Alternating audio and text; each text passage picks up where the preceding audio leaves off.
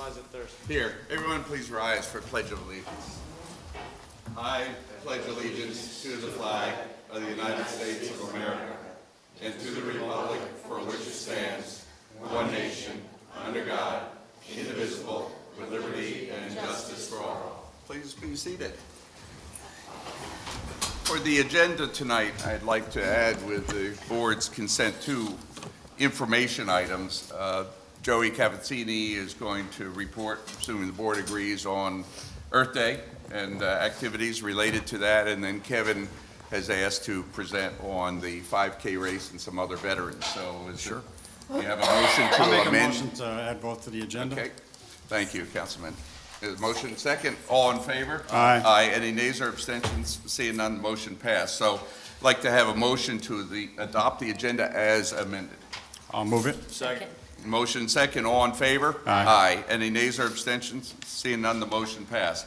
Next item is a motion to acknowledge the minutes of April 11, 2022. Have a motion? Make a motion to I'll second accept. Okay, motion and second, all in favor? Aye. Any nays or abstentions? Seeing none, the motion passed.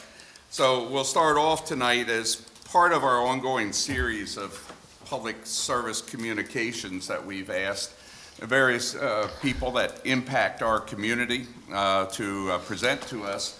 It's an honor and privilege to invite Dr. Dwight Bonk, to come and give a presentation to us. After his presentation, he'll stay around for an hour or two to answer questions. No, I'm joking. He'll stay around to answer some Only questions. 2 hours? Anybody that has them, please feel free There you go. to do it. I did receive a couple by email, and I forwarded them to Dr. Bonk. And so turn the floor over to you. This is speak up and give us a little bit of your background first. And we've been working with you and look forward to continuing to work some more. So. Supervisor Thurston, I want to thank you and members of the town board for inviting me here this evening. One of the themes, as you'll see with our ballot presentation, is connecting with our community. And we realize the importance of connecting with our community and the fact that we must do that. And this budget process was developed by connecting with our community. Just a little background about me. I've been in the Wappinger Central School District for 12 years. I've served as principal at John Jay High School, assistant superintendent for administration, assistant superintendent for human resources, deputy superintendent, acting superintendent, interim superintendent, and now superintendent of schools. Prior to that, I worked in the Arlington Central School District as a teacher and as a building administrator. And prior to that, I worked in the city of Buffalo as a director of youth services. So that's a little bit about me. So I've worked in education and government for the past 30 years and have enjoyed every minute of it. And again, I appreciate the opportunity to be here this evening. It's come to my attention that there is some misinformation out in the community via social media and some of the print media, so I'd like an opportunity to correct that this evening. So as you see, the mission of our district is to empower all of our students with the competencies, confidence to challenge themselves, pursue their passions, and to realize their potential while growing as responsible members of their community.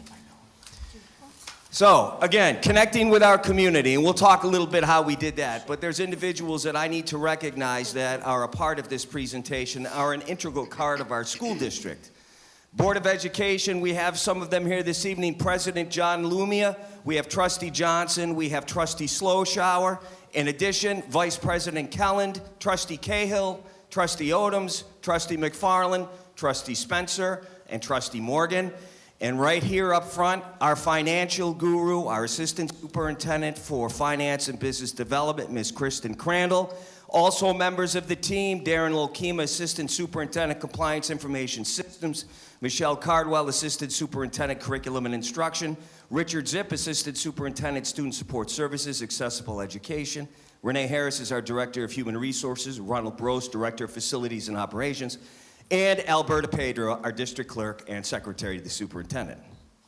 So we have 4 propositions on the ballot this year. Proposition number 1 is our budget, which is just under $266 million. Proposition 2, capital improvements, just over $20 million.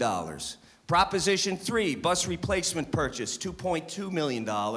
Proposition 4 is the lease at Gibbons Lane, which involves the village of Fishkill. But by law, it needs to go on the ballot. So Proposition 1, our budget. Again, how did we connect with our community? We adhered to our mission and our core values. The Board of Education developed values and goals. The senior staff, building administration, faculty also developed goals. And community input, which we've had continuously at the website, which is budget@wcsdny.org. What were the driving forces behind this year's budget? Balance the health and wellness supports for our students and staff. Continue to personalize the educational experience for all of our students by maintaining staffing levels and educational opportunities in what we all know have been some of the most challenging times.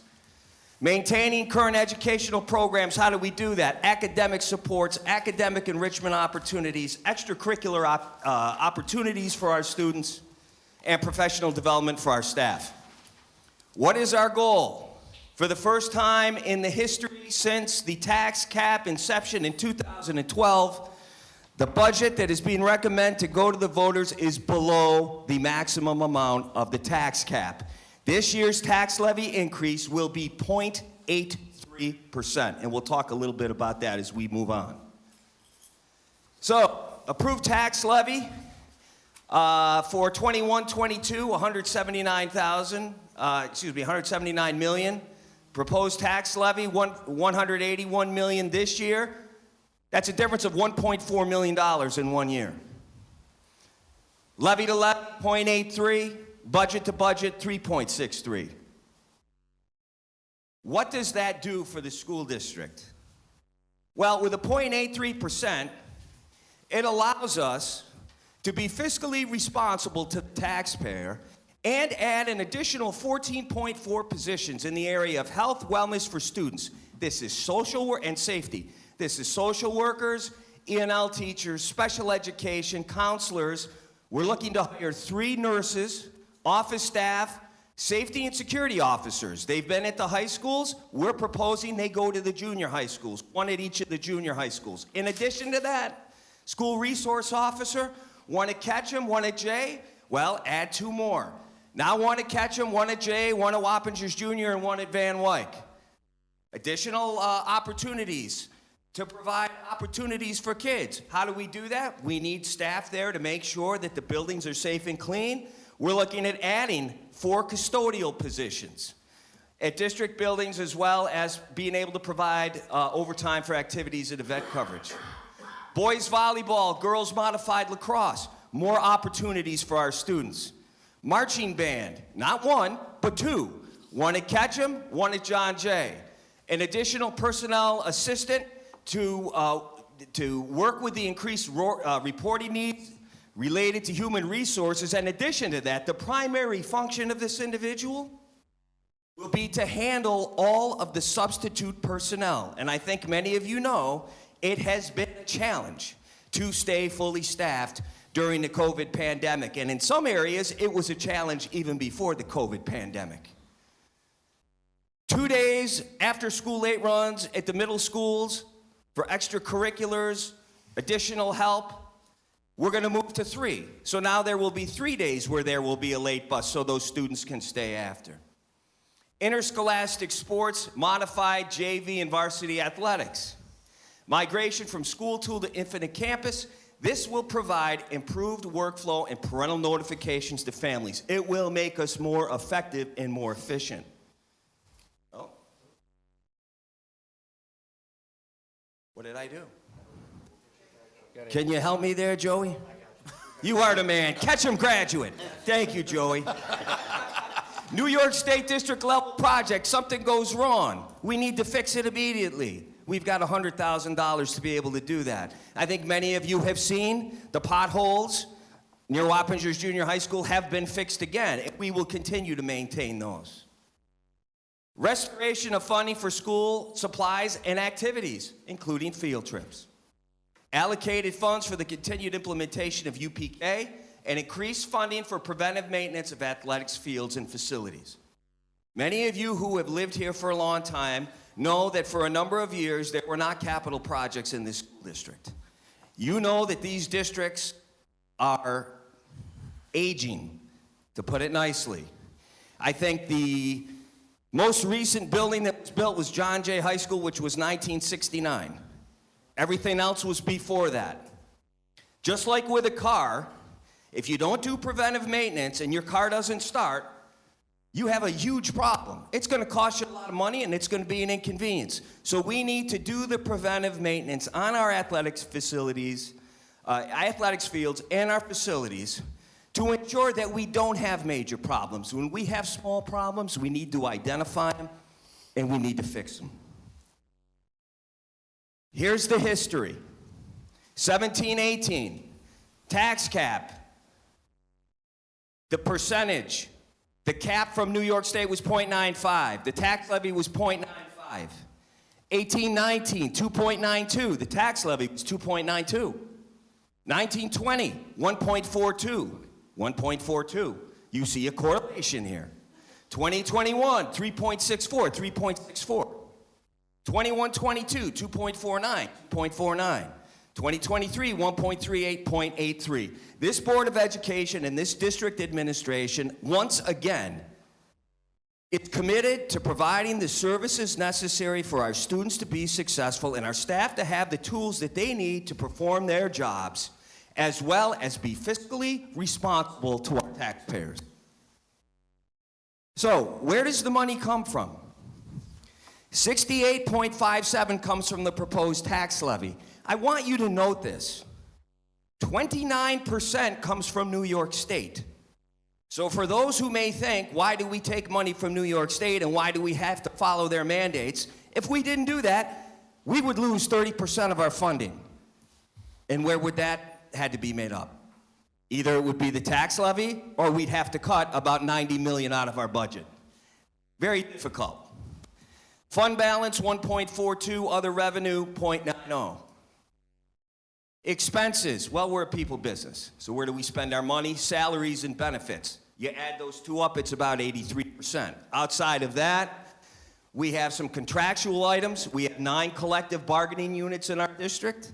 7.65, BOCES 7.16, supplies 1.64%, textbooks 0.22, and equipment 0.06. Our expenses, obviously they're in teaching and learning. That's what we do. 53.88% is in instruction and 32.49 is undistributed. And Ms. Crandall, could you talk a little bit about undistributed? Undistributed expenses for a school district include items such as benefits, welfare trusts for our contractual units, as Dr. Bonkin indicated, as well as budgetary transfers to other funds and debt service payments. Thank you, Ms. Crandall. General support, 8%. Transportation, 5.63%. We're the 9th largest school district in New York State, and we have the largest district-owned and operated transportation fleet. And we like it that way. We want Wappinger's people that work for us taking our students to and from school. And there is no plan to deviate from that. Capital improvements, again, just over $20 million.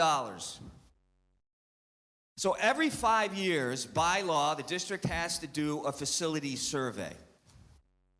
This year, according to the building condition survey, about $75 million worth of repairs is needed in the Wappinger Central School District. Again, remember we talked about how long the district went without any capital improvement projects. The capital improvement project is important because when you do a capital improvement project, you get 58% of that money back from New York State. Whereas if you don't, you get none of it back. So that's why these are so important. And there is a plan as to how these are being structured. So the Capital Improvement Committee is made up of board members. Obviously, President Lumia, Trustee Sloshower, Trustee Johnson are all a part of that, the district architect, community members, and address the 4 areas in the building condition survey. Obviously, the first priority is safety. You gotta have a safe building, because if you don't, students aren't gonna learn to their highest potential, and people are not gonna feel comfortable, and they're not going to do their best. So again, I mentioned that doing a capital project, district receives reimbursement from the state in the form of building aid, and as I stated, without that, the entire cost would rest with the taxpayers. What are some of the things that we're doing? Well, I'm not going to read through the entire list, but it goes kind of important to install an emergency kitchen appliance shutoff switch. That's kind of important. That's being done at all schools. Install fire-rated doors, replacing asbestos floor tile, electrical transformers being relocated, replacing heating and ventilation building-wide. You know, it's difficult when you try to have school in a classroom and the classroom is cold because your heating doesn't work. And we all know that that has happened from time to time. So it's our responsibility to fix that, and we can't do it temporarily. We talked about replacing the kitchen hood. John Jay, facilities and district office, complete roof replacement. Repaving of parking lots. I think that's a good idea. I think we all do. We're talking about converting to natural gas. And in transportation, we are doing interior renovations within the transportation facilities. Phase 1 has been completed. Phase 2 and 3 are part of this capital project that we're putting forth this year. How much is it going to cost? I'm going to take $350,000 home. It's going to cost the average taxpayer $32.10 a year, which comes out to $2.68 a month.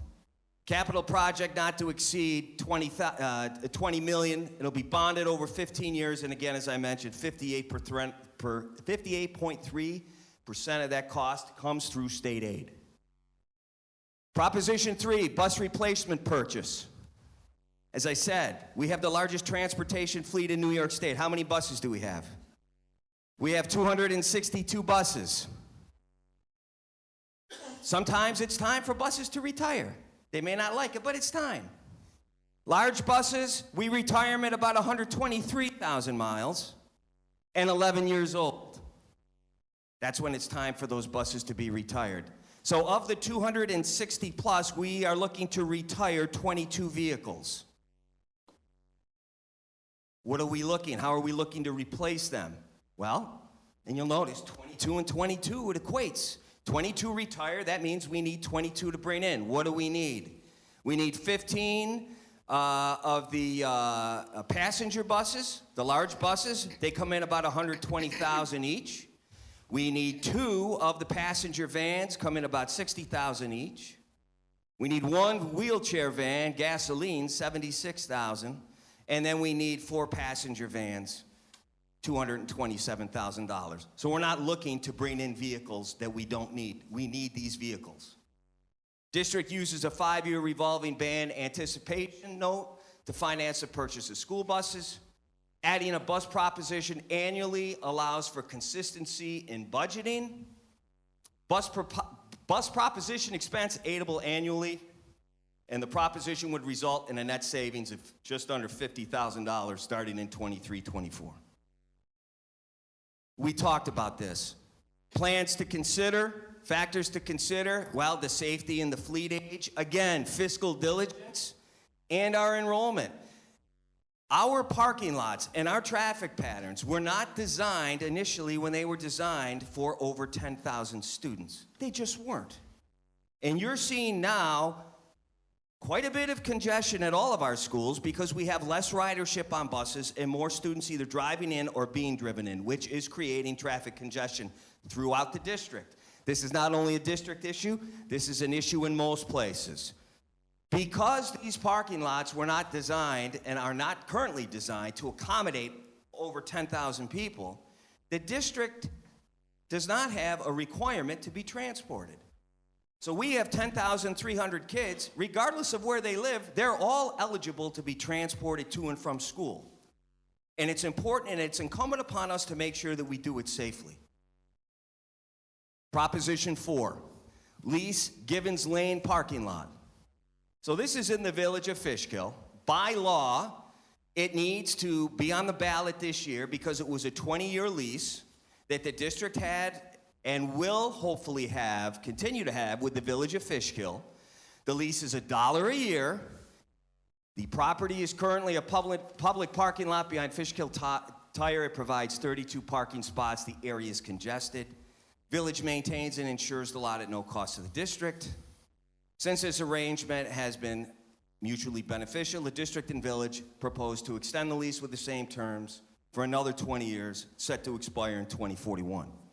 And there's a nice picture of the parking lot. If this budget does not pass, what does that mean?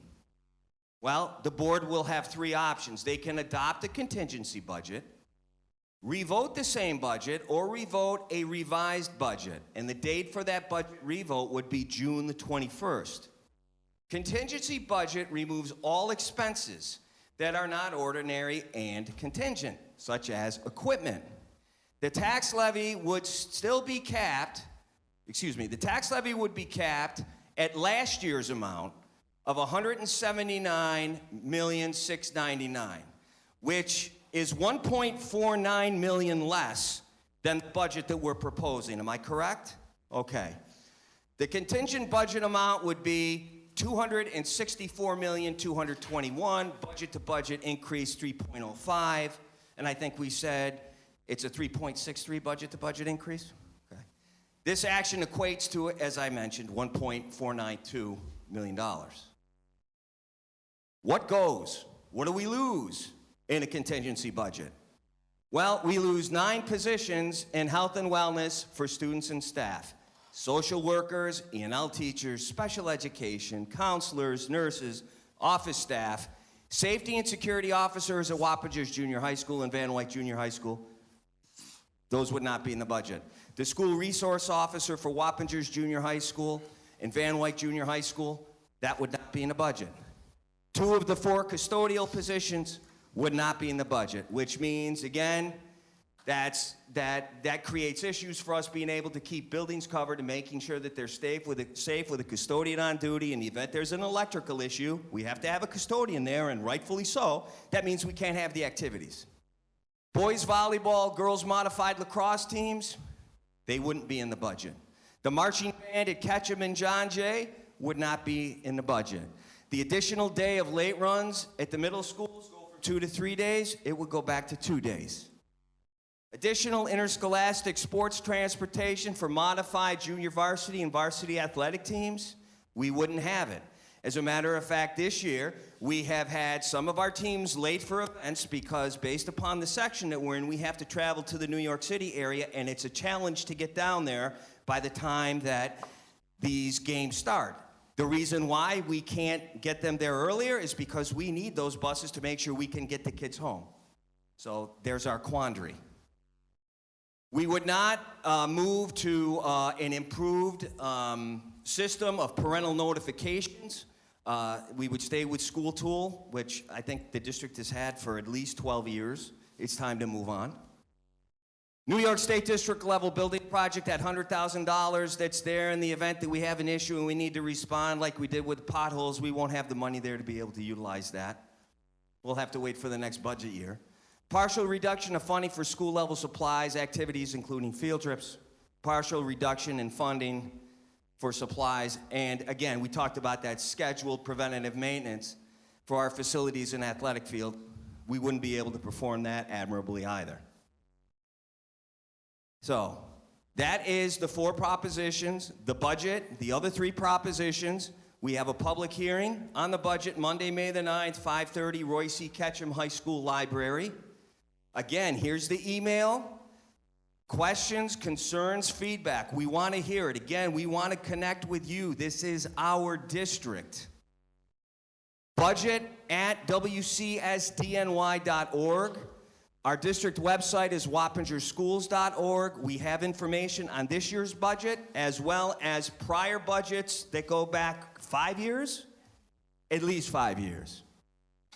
And we would also look forward to any public comments that you might have at our Board of Education meetings. And with that, Supervisor Thurston, I want to thank you and the members of the town board. You and I have worked together since you've been in as supervisor. We have done a number of projects together with the town of Wappinger, whether it be internships, whether it be working at Carnwath. We have been collaborating.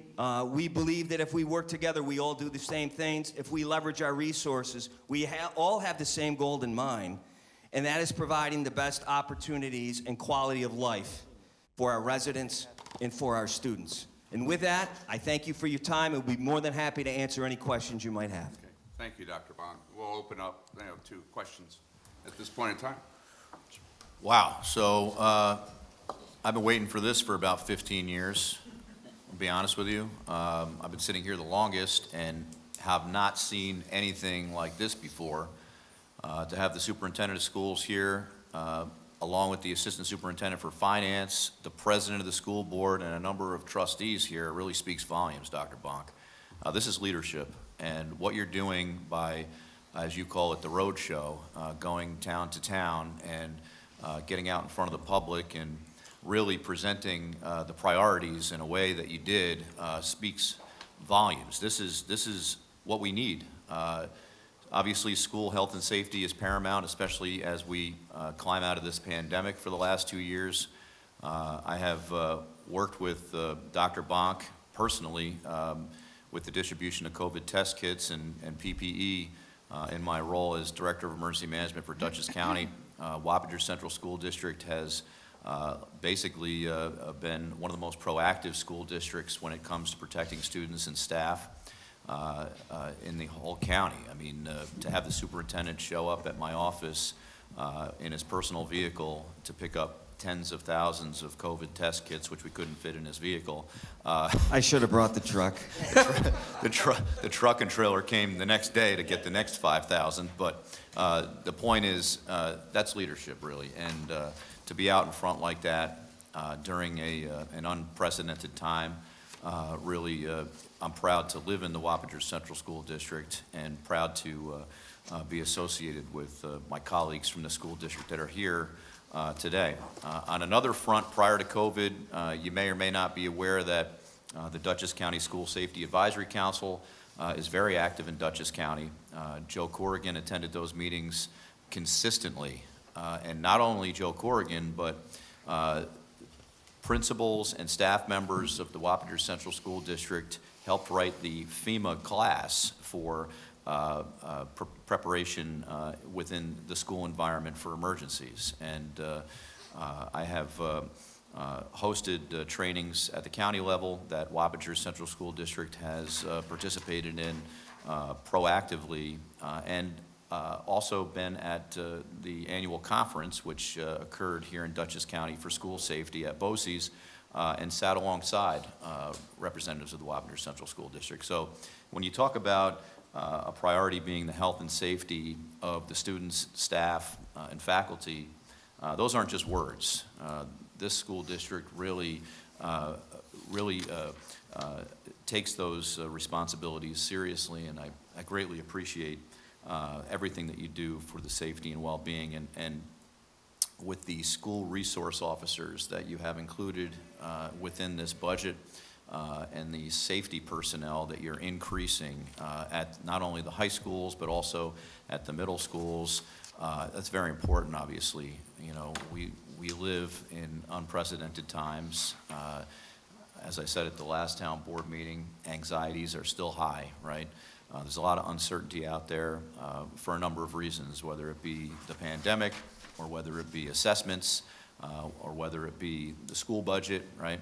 Or whether it be having young children in school. And I'm very happy and proud to see our school district adding to the safety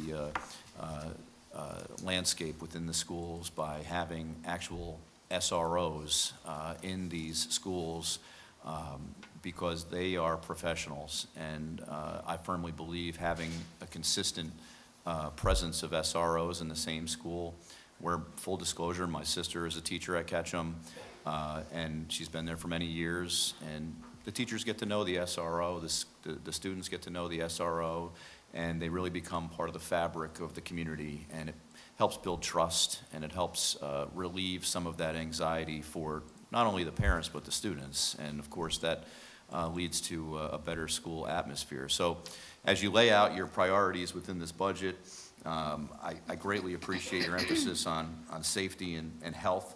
And I also appreciate the fact that you have clarified your objectives with school transportation. It's understood that social media can work against us sometimes, as it does for any level of government or political subdivision. Sometimes misinformation will get out there, and folks will not know what to think. And to have the superintendent and the team here be able to dispel any rumors that may be out there with respect to in-house transportation. 262 buses is certainly a lot to manage, and I understand we all have staffing challenges, because we certainly have those challenges here as well. Sometimes if we have to use another entity to help supplement our needs, the word can sometimes get out that that's the direction that things are going. And I'm glad that you were able to clarify the priority is to use our town residents to drive our town's children to school. I think that really is important, and I appreciate you clarifying. I have a Councilmember question. Beal, thank you very much, and thank you for your support, not only here, but at the county level as well. I have a Councilmember question. Bettina, sure. Yes, I never quite understood, under your contingency budget, you have 3 options. Right, Okay. Revote the same budget? yes. Why? The board has that option, that's what But the why state would says. Why would you, I don't I- understand why you would do that. It's an option. I don't understand why you do it either, but it's an option that the state basically says that you can revote the same budget again if you But wish. You said the key word, can. You don't have to. That's correct, and Okay. I believe, I just want to make sure I understood that right, because. yeah, absolutely. Yeah, because if our residents go and vote Right. and approve or don't approve, if they don't approve the budget, you're going to reintroduce the same budget. I can't speak to the Board of Education, but I wouldn't think that would be prudent. I don't think it would be prudent, but I have Correct. seen it in other school districts in the county. I can't- And I just wanted to understand. Yep, well, I'm glad you asked the The question. other thing is, I think it's very important that the people that are out there watching this and listening to this presentation attend the meeting on May 9th, because this is your tax dollars. These are your children. And we've all seen the news on how some school districts and what has happened at some school board meetings. From critical race theory, I mean, I don't even, are you teaching that in? No, we do not teach that. Okay, I That think is not that's part of our something that- curriculum. Well, I think that's something that the parents need to know, and this will I- give them the opportunity to see this at the May 9th meeting. So I am very, very strongly feel that everybody needs to go to these meetings. If you have children, if your children have graduated, again, this is your tax dollars. Everybody's in a bad way right now, from jobs, from salaries, everything. We've all cut back. And sometimes I wonder, people in the state need to understand that a little bit better. When you say it's state money, that's our money. It's our tax money.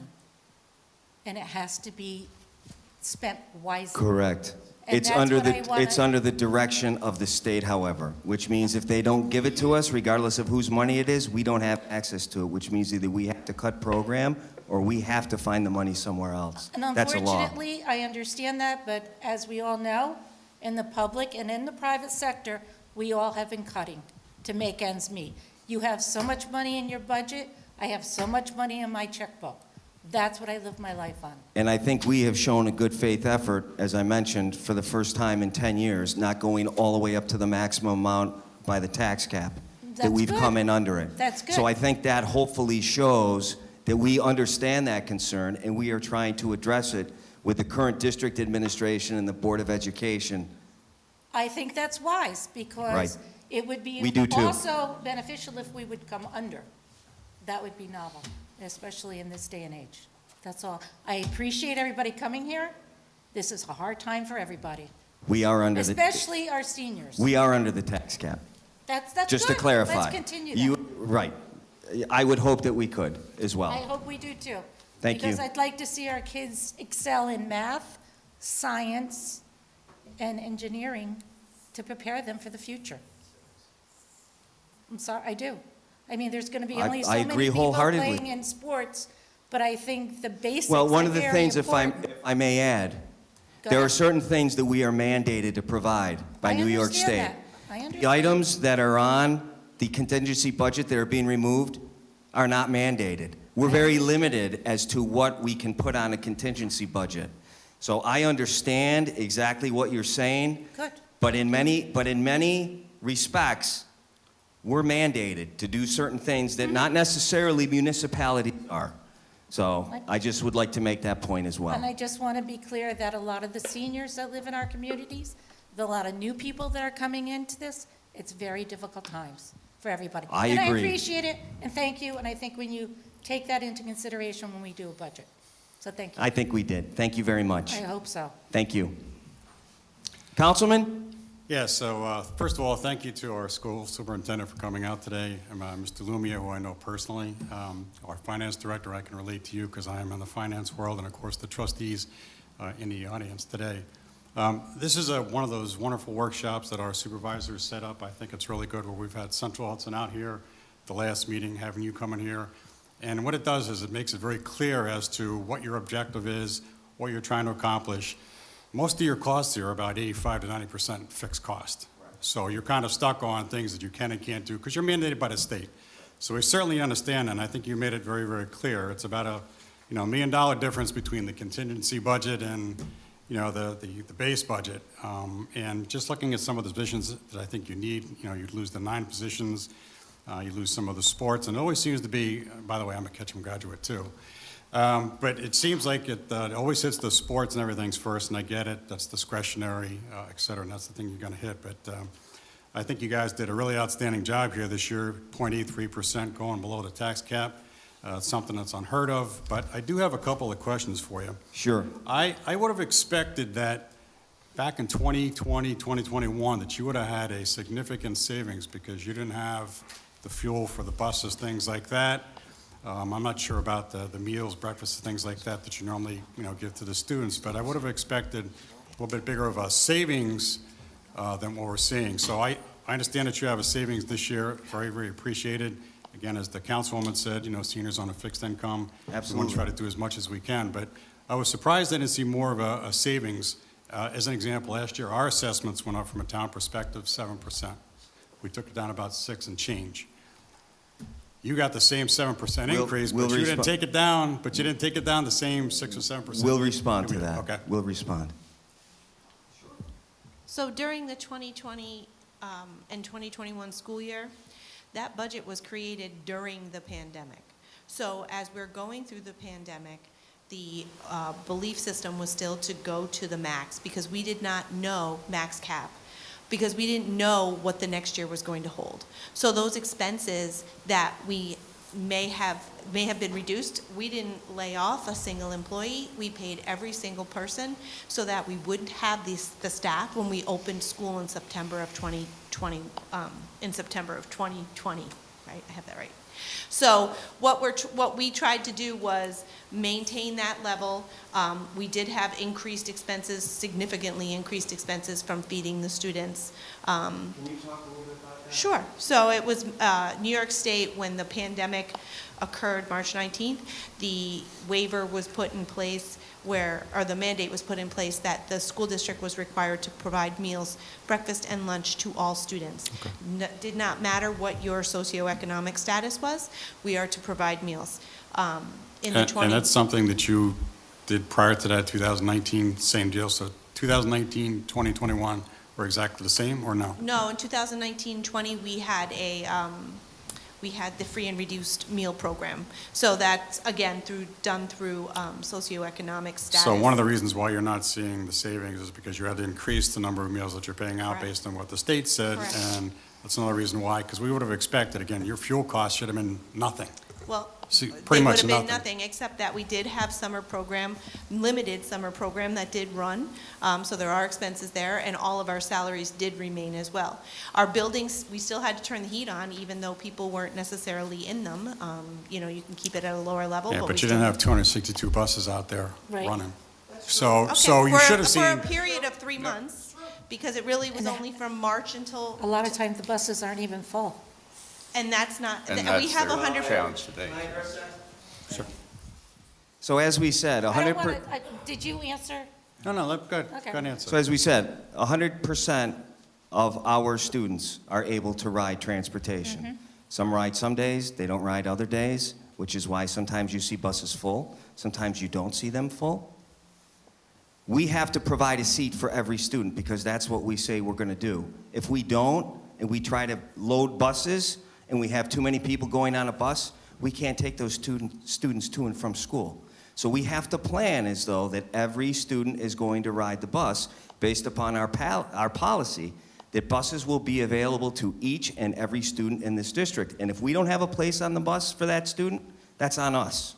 So that's one of the reasons why you may see that.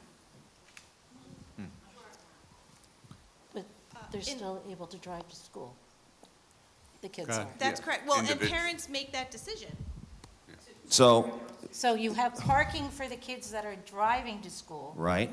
over and beyond what you really need, No. because you have to provide a parking place for these kids that are driving, It is a parent's right? duty and choice to determine whether they want to put their kids on a bus or drive them to school. And I am certainly not going to involve myself in that, No, nor I should agree. I. That's up to a parent. So we have enough parking at both of our high schools to allow our seniors to park and for our staff to park. And that's what happens at both of our high schools. No one else is able to park on campus. Okay. And those lots are pretty close to full. I would say probably John Jay is probably, it's not necessarily as much in the winter, but as kids start turning of driving age, you'll notice that those lots are more full. Ketchum has a little bit more room. It's got a little bit more parking and a few less students. But there's a spot for every senior who meets the criteria. They're certainly able to park there. Obviously, we have staff parking. But again, we have to plan as though that people are going to ride the bus. And if they don't, then our buses aren't going to be full. So I hope that kind of answers your question a little bit. And I can attest to that. My daughter used to drive to school, and the buses were half empty. So I know that they had plenty of parking places. And I know it's frustrating. Sure. I share that. But we've told the community that they have a spot. And now more students are either driving in, they're seniors, or they're being brought in by their parents. Now, you were mentioning you had 10,300 students. Is that what That's you said? correct. So is your attendance up, down? Can you tell me what your attendance has been over the last couple of years? Because there's a rumor out there that your attendance is going down significantly. The attendance, I'm sorry. I'm sorry. The attendance has decreased substantially. It has probably decreased, since I've been here in 12 years, probably by about 1,000 students, give or take. It is still decreasing at the high school. It is still decreasing at the middle school. However, we don't know if this is an anomaly or not, but we are seeing some of our kindergarten classes for next year rise by about 25%. So whether that's an anomaly, whether that's related to COVID, people moving into the area, we don't know, but we're certainly going to keep an eye on that. But you're absolutely correct.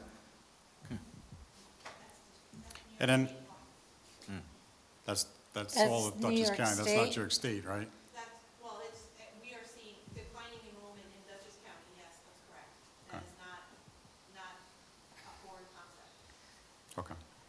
And then from capital improvements, certainly understand, and I'm looking at your proposals here. I mean, it's just kind of like town hall. We've got a number of things we haven't done in a long time here. We're trying to do some catch-up now.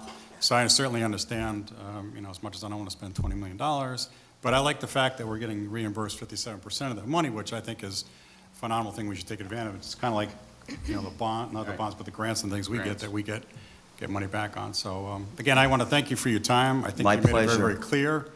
Concise. I don't, numbers look really good this year. I hope you can do them the same the following year. We'll do our best. But, we'll do our best. you're going in the right direction, and I think people will be pleasantly surprised by your presentation. Thank tonight. you. So thank you. And again, as my colleague said, May 9th, make sure you attend that meeting. Thank you. And we've You're very said that welcome. every Thank you, year, Council actually, in our Member. board meetings. to And try not to for encourage- anything, I'm a Beacon graduate. I did Okay. not go to Ketchum. A lot of the things that I have brought up are from my constituents. Okay. And I just want to make sure Beacon is facing the same thing. Yeah, But a lot of these things that I have been bringing up is from my constituents. I understand. Oh, I totally And this understand. needs to be addressed for them on the Yeah. 8th. And that's why I'm telling them to go to the meeting. Great. I hope I've been able to address some of them this evening. have. And again, I thank you very much for your time. Are there questions from the Just floor? full disclosure here, since I'm the only one that didn't identify my alma mater. Royce Ketchum, class of '94, all right? Oh, come on, I Councilman. got my start. 94? I got my start in theater across the street at Wapner's Junior High School with Tony Renta and Joe Garofalo, and then went into Mask and Mime at Ketchum, which, by the way, Fiddler on the Roof was incredible. Incredible. Thank okay? And shout out to Mrs. Eval, who's still there. God knows how that's even possible, but God bless her. That said, capital projects, we made the same mistake in this town for a number of years where we decided not to do any capital projects to quote-unquote save money. And then we found doing the catch-up costs more. Careful. Absolutely. Right, Steve? Steve, our Director of Buildings and Grounds. Taking those years off from doing capital projects at the time, and it was, I was here, it was 08, 09, where we had some difficult fiscal situations going on, so we had to make some tough choices. But we found out that trying to do those things later on cost us more money, and it's just best to try to keep things properly maintained. So I understand 20 million is a lot of money to try to get things back up and running, but capital projects need to occur, right? And you're right when you said, you know, some of the schools hadn't had any improvements done to the curb appeal, if you will. You're not talking about Wappingers Junior High School, are you? You Of might course, be. I'm not referring to any specific building. I will. But, you know, I don't think any work had been done there since the New Deal, actually. I appreciate you taking the time to explain that approach, because I think the public needs to understand. But listen, bond rates are going to go up. We know this, right? We have this conversation. It's going to happen any minute now, right? Right. And if we can bond the money to get these improvements done cheaper today, it's going to save us money in the future. And I think that's the approach you're using here as a board, based on what you've presented. That's what we're attempting to do, absolutely. Now, do you do a capital planning, like we're working on a 5-year capital plan project? Do you do something very similar to that, where, Yeah, I propose that I chair the capital improvement okay, committee. My plan was... Why don't you, the Would it be microphone okay? picks up on TV. Can he address? Eddie, come on Okay. up. Sure. Identify yourself, Trustee Slowshower. because we're on camera. Okay. Ed Sloshower, I'm a school board trustee. I also chair the district's capital improvement committee. Plan that I had submitted to committee to review based on the building survey report for $75 million in repairs. The plan is to address those items over the course of the next 10 years. okay. So, again, we identified some immediate problems, you know, worked with our architects, scoped out for about a $20 million, again, taking into consideration, you know, the economics, you know, taxpayer consideration as well. The other thing that people just, again, have to realize, which are they, I'm sorry, apologies, they may not realize, is that everything has to go through the Department of Education. This particular project, we may not get approval. Their turnaround time's usually 47 weeks. So you're looking at a project that we're going to the taxpayers, which theoretically, we may not be able to start for 2 summers. And let's remember, we can't close the district, so we can only do major projects for 2 months over the summer. So this particular phase 1 of the 10-year plan, this could be 3 years out. Then we have to see where we are with the, you know, economics of everything. If that's all well, then again, it's another, and then that's another 3 years, and then so forth, it's another 3 years. So you just keep rolling over? So, no, I'm just saying, just to be able Because to address. if you can't execute in the couple months that you have, right, you said you're only doing it during the summertime? Right. If you don't get it done within those Well, couple months, you got to there's continue certain things to... that can be done, you know, third shift at night. You know, the vendors that we've partnered with over the last 5-6 years, you know, have been tremendous. They get large crews. You know, we get roofs done right away. We get parking lots done away. We get paving done right away. You know, look, they go out, they bid, they say, look, it's 2 months and that's it, and they come and they get it done in 2 months. We've been very lucky. Certain things, you know, depending on what the circumstances are, may take a little bit longer. You know, I don't, look, the pandemic was the pandemic.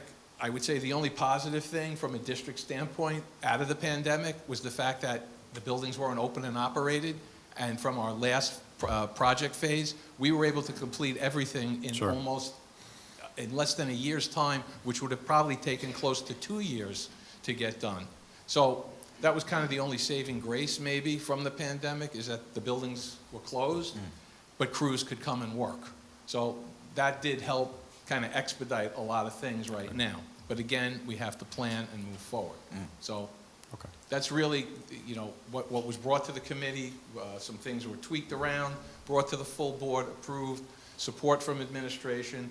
We have community members that participate on the committee as well. So, you know, again, all stakeholders are involved.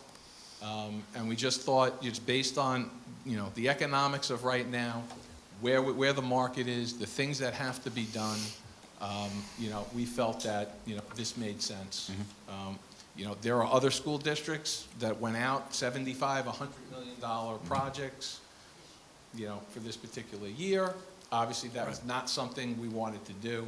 Under the new leadership and new administration, the idea was we have to take the community, the taxpayers, the seniors, everybody into consideration. Right. But again, as you said, these things have to be addressed. Right. If you don't do it now, it's going to cost you more later. And unfortunately, a lot of these items were never addressed back in the 90s and the 2000s. And of course, another 25, 30 years, you know, this project could have been $5 million 25 years ago. It's $20 million now, unfortunately. Right. If you're a homeowner, it's the same thing. It's the same thing. You fix your roof, it's, I you know, it's mean, preventative it's maintenance. life. Unfortunately, it's part of life. Exactly. Same kind of process we go through here, though. We look at that, we prioritize stuff like you're So- doing, and we try to keep it minimal so it's not an impact to the And seniors again, or the residents. focusing Exact same thing. on safety, okay? Safety, obviously, the aesthetics are very important. You know, you want kids to get off the bus or get out of the car and walk into a place to feel good and feel energized, not walk in and say, man, what the heck?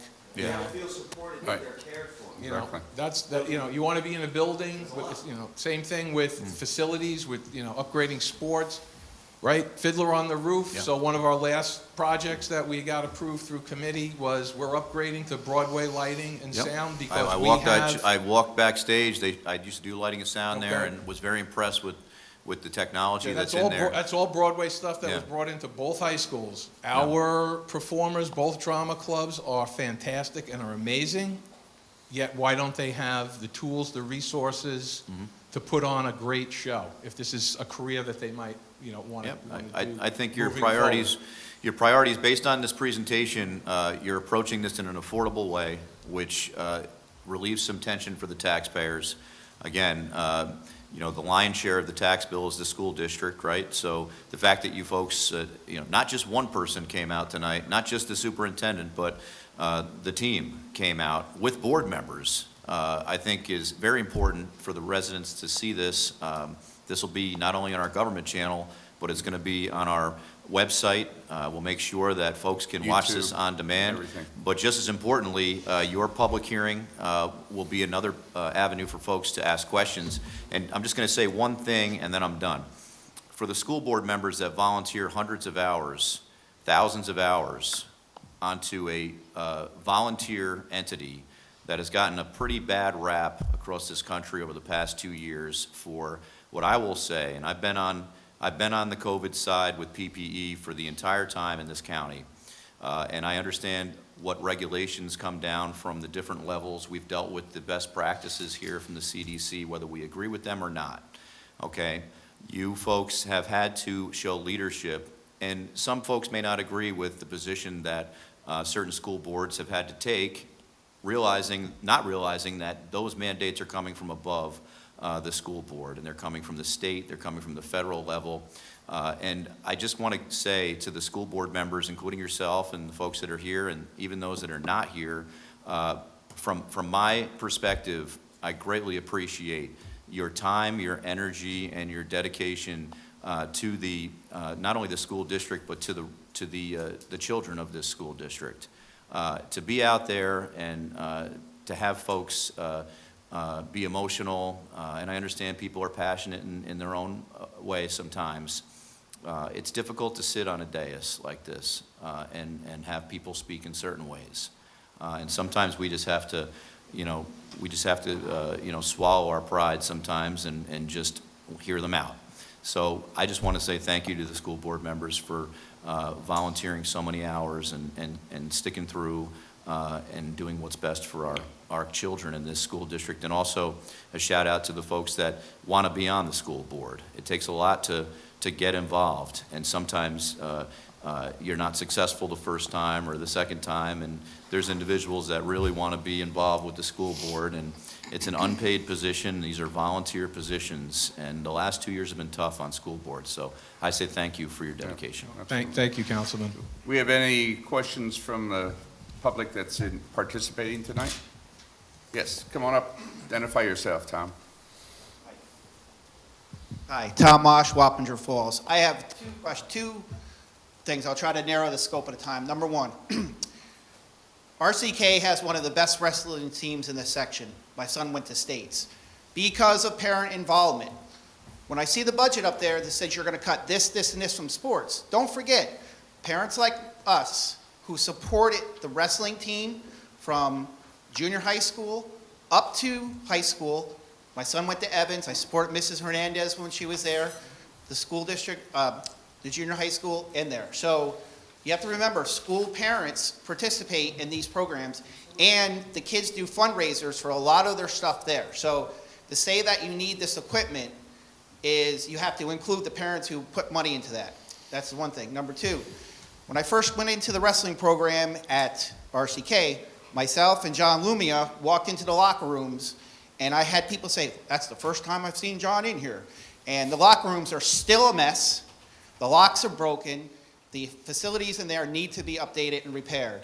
And this has been an ongoing thing ever since my son's been in the high school. His name is Matt Mosh. He made it to States this year.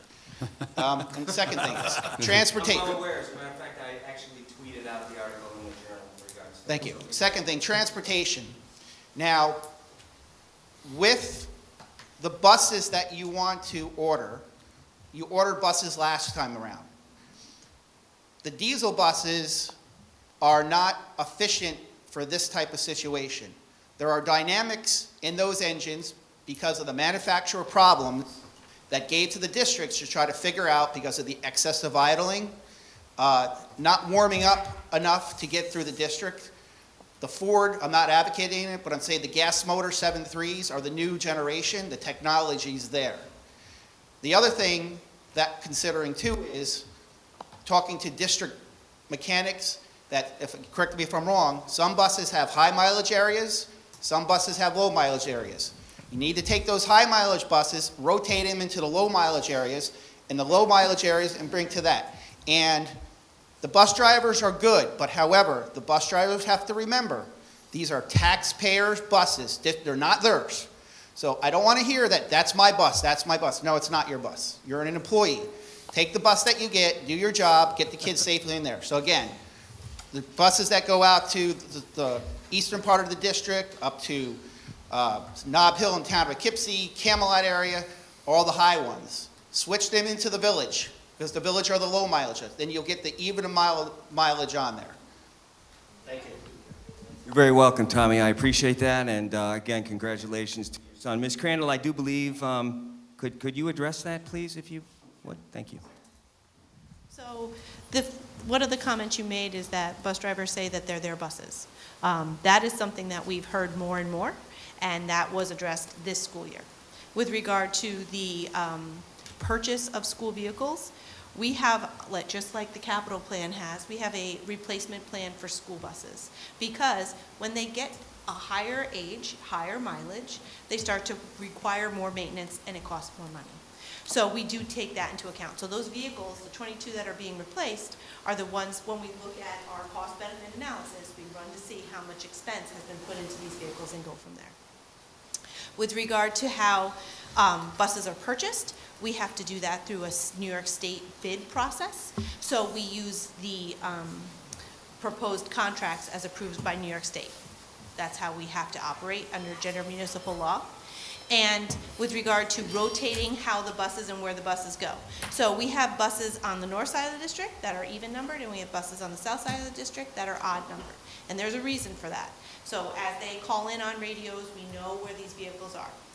Bus drivers are allowed to choose the vehicle through the process with the union.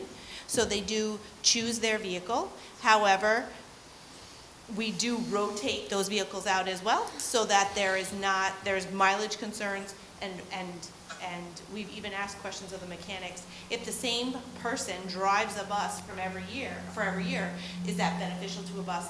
Not beneficial to a bus. So we do speak with the mechanics, we do work with the drivers as well as the head bus drivers, and when we're looking at our routing system, we make sure we're doing it as smartly as possible. So. I have one more thing on the buses.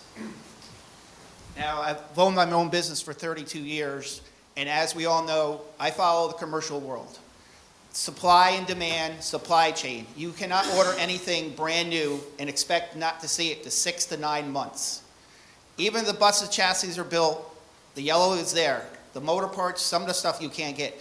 How, by passing the proposal for new buses, is it the school is going to compensate for wait time for those buses? Because you could wait a year. You may not even see them for 2 years. Now, we ordered buses last time around. Did all those buses make it into the system here? It took until January for us to receive them, but it did. We see this supply chain issue everywhere. We're having it with the floor wax for our summer for the custodians to be able to do the schoolwork. We're seeing it on food coming into the food service department. So these buses are not broken down and not working, the 20. I understand that. So those buses will be utilized until the others come on board, and then we use an auction process in order to be able to recoup some of the revenue. It's minimal, but we do auction these buses off when they are fully retired, and we do recoup some revenue that way. Well, We even bought one, I have to, a small I one, have right, to- Steve? I have to kind of correct you on something. The Maxi Force engines in these buses are junk. Nobody wants them. But however, that being said, some of the other buses, like the mini buses, because there's such a high demand for used vehicles, you might recoup more money off of that. Now, with the new buses on order, and the wait time, now, if you get the buses in January, and now we're doing the budget again, are we looking to have another set of buses? Still, even though we have new buses already in the system that came in prior to that? Yes, because there are additional vehicles. The vehicles are all still being used, so the mileage is still being increased on the entire fleet. So to keep up with that plan, to not have the expenses be as high, astronomical, what we have witnessed as well, with these capital projects that have been done, we are now parking on concrete paved surfaces, where in the past, our lots were dirt. So when they were actually dirt and mud, more moisture, condensation got into the chassis. We were having more issues with rust. We have seen that been diminished over the last 8 years or so as a result of the Fishkill Plains Bus Garage, as well as WAP Junior's upgrades and Van Wyck's upgrades with regard to where we park our vehicles. So we are trying to work smarter. Our DOT rating has increased significantly with regard to our passage rate. We have to have our vehicles have to be inspected.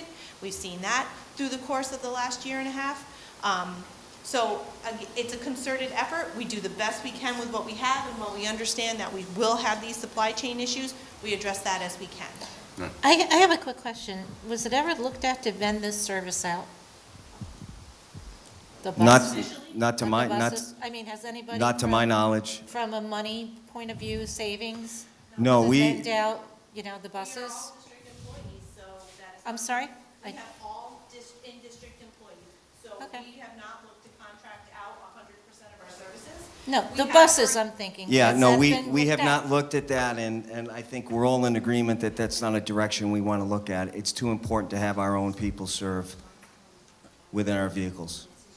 Yeah, because there was a rumor. Because I can share with you, I have colleagues that don't necessarily do that, and they have other companies that they subcontract with, and if they get in a pinch, guess what? They're serving 5 or 6 different school districts. Everybody takes a hit. You have an issue on a bus. As the employer, the school district has no purview. They have to deal with the company. They're employed by the company. It's up to the company to handle it.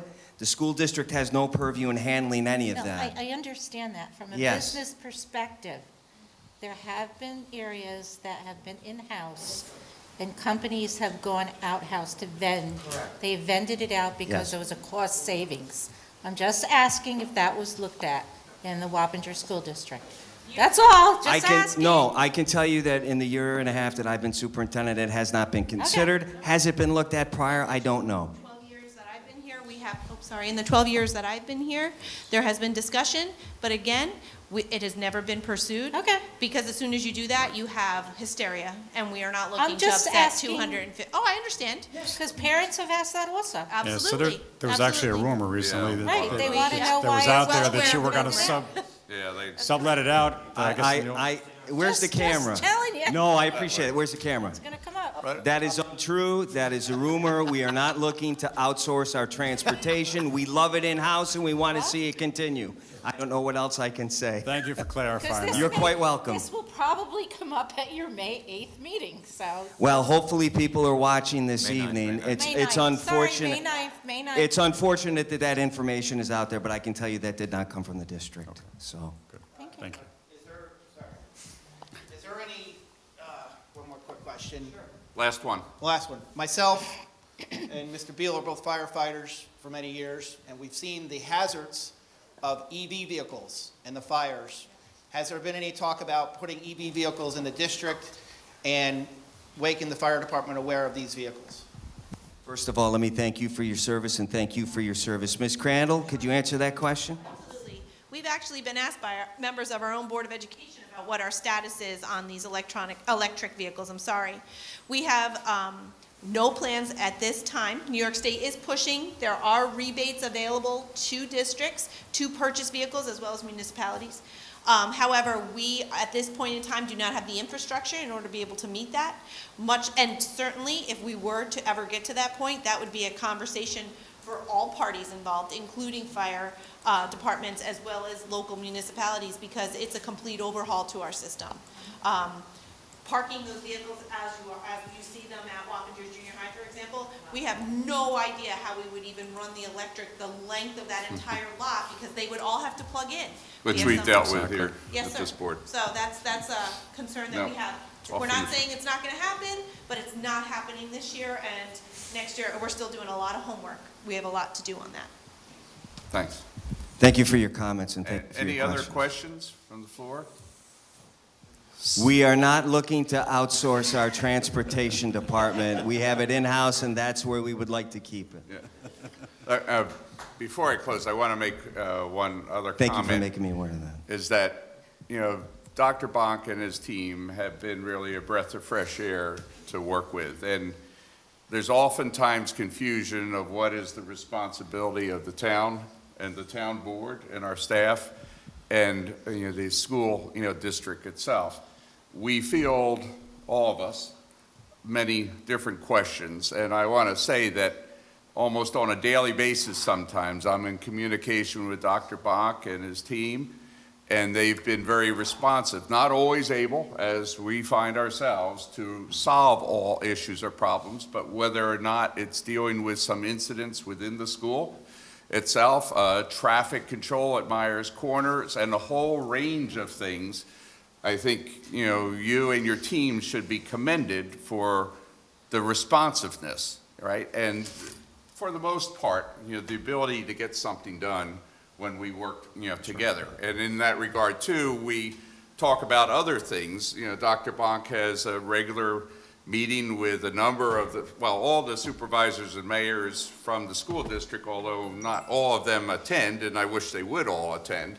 But that he brings together his deputies, assistants, and we have a free flow of information and exchange, which also I appreciate, as do all of our board members, because that means a lot in the community, which is largely served, with the exception of down in Chelsea, the Beacon School District. But, we appreciate that very much. And, never say no attitude, although the solutions may be more. And I really do appreciate President John Lumia coming tonight. I mean, that is very important to us, and I think our community, to the trustees, the staff, and especially yourself, for doing this. And we look forward to continued partnership, with you and your team going forward on behalf of our residents and our school children especially. And Supervisor Thurston, I want to thank you. I hope you'll invite me back around this time next year, because I look forward to No, before then. discussing. I'm always available. And again, I want to thank you for your time. Come on to the tax cap, you'll be invited back. We'll do the best we can. Thank you so, thank you. While you're at it, you want to take over some of the town vehicles, we'll be happy to let you do that. I have no comment on that. Thank you again very much. Thank you. Thank Thank you very you. much. Thank you. Thank you. Thanks, appreciate it. Thank you. Take care, John. Okay, thanks. Will you have any problem with us making the slides available on our website? Okay, we will do that. Joey, you get it out there? Thank you. Thank you very much. Thank you. And Yeah, thank and you they're guys. and they are part of the minutes. Thank you as very Our much. town clerk has Thank you. mentioned. They are officially part of the minutes. Please do, please do. Leave one over here. Thank you. Appreciate it. Now, we come to opening the public portion of the meeting to discuss anything related to the agenda on section 6, 7, or 8. So do I have a motion? Motion No? open public. Second. Okay, motion second, all in favor? Aye. Aye. Any nays or abstentions? Seeing none, the motion passed. So now, anybody that wants to talk about any of those items on the agenda, please come up and speak. Identify yourself and raise your question. Okay, seeing none, I guess, do I have a motion? Make a motion to close it. Okay, motion and second, all in favor? Aye. Aye. Any nays or abstentions? Seeing the motion pass.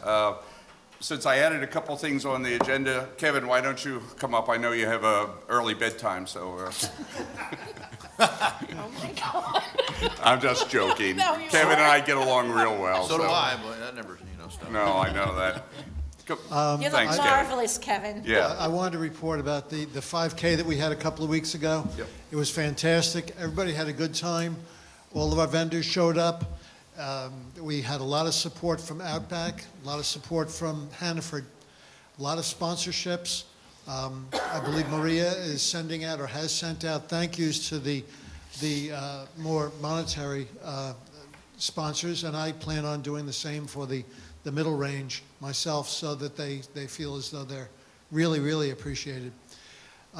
We cleared an awful lot of money. We had quite a bit of expense, but that's all right. That's what we were planning on.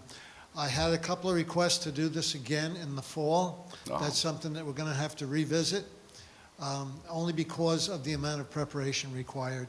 And I can't keep going. I can't continue without recognizing Jessica. I don't know if she's behind me. No, she's she's not. left, but, Okay, well, Jessica's she played. was a moving force in the whole Yeah. thing. That being said, I appreciate the use of your storage buildings for all of our stuff. Yeah. We should save money in the signage next year.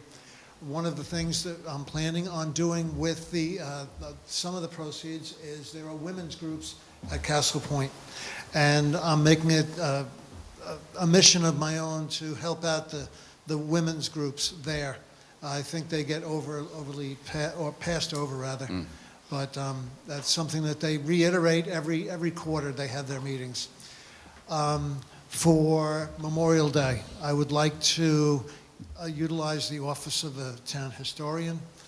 I was required to say that. In recognizing veterans' graves, the deceased Right. veterans in the township, I have a number of graves, roughly 40 or 50, that Randy and I went around and checked out. Our town historian tells me that there are a number more. Right. So we're going to be doing that on Flag Day, which is June 12th. No, I'm sorry, strike that, June 14th. I think that might be a Tuesday, but I'm not sure. I'd like to do a flag burn at Schlatt House, seeing as how it's not quite as easy as I had hoped to build a fire pit, because we have a lot of hurdles to cross or jump. So we'll do it again with a fire pit, the kind that costs $79 at Home Depot. But one thing I'm going to do Well, as I different. said, I'm willing to lend you ours. That's right. The My cauldron. personal one. The cauldron. Yeah, well, Okay, that's what it looks like. Okay, that's a good idea. I plan on involving. but you have to get somebody to come over, to pick it up, because I He was can't lift sitting it. right next to me. That's my man. I plan on involving the DAV as well as the local American Legion, at least one or two members of that group, as well as a half dozen or more of the DAV, so that we can have a real ceremony If anybody's been to the one in East Fishkill, it is a real ceremony. They've been doing it for umpty-ump numbers of years, and I'd like to do that in this town. Getting a lot of usage out of the flag repository box. I'm really glad to see that. On a semi-regular basis, I'm turning flags over to the Resource Recovery Agency, and I'm told that they respectfully retire the flags there on Sandock Road. I'm sure they don't halt all the trucks at, for a moment of silence, but they do respectfully take care of the job. I think that's about it, and I thank you. Well, for one your time. other, Yes, sir. two things. First, to all the people watching, we really would like to see more volunteers, and that's especially to help Kevin in the programs that he's talked about. And two, I think in the past, Joey, didn't we have a race in the fall? Different organizations sponsoring it, but I think it's not a bad idea. But volunteers, we need them. Second, the banners, hometown hero banners. Talk about Yes, that. yes. I was hoping to get them recycled every couple of weeks, but our work crews are being put to work outdoors. Paving So- roads right now, I think. Right, we started. will be putting these banners and the other 60 of them out on the streets. Hopefully, the first half of this month is already gone, so sometime this month before May 1st, I hope to get them all put up. I have given the highway superintendent and his deputy a listing of where the banners should go. We're trying to keep people happy. We're trying to keep it on the main roads. I'm looking to do some on Old Hopewell, which is probably going to be a challenge because of the culverts and the railings and stuff like that. But we're going to do our best to keep people happy. And as our town historian and our town supervisor have mentioned, it'd be really nice to concentrate on the intersections, the main intersections within the town. But I believe Myers Corners is going to have every available pole utilized.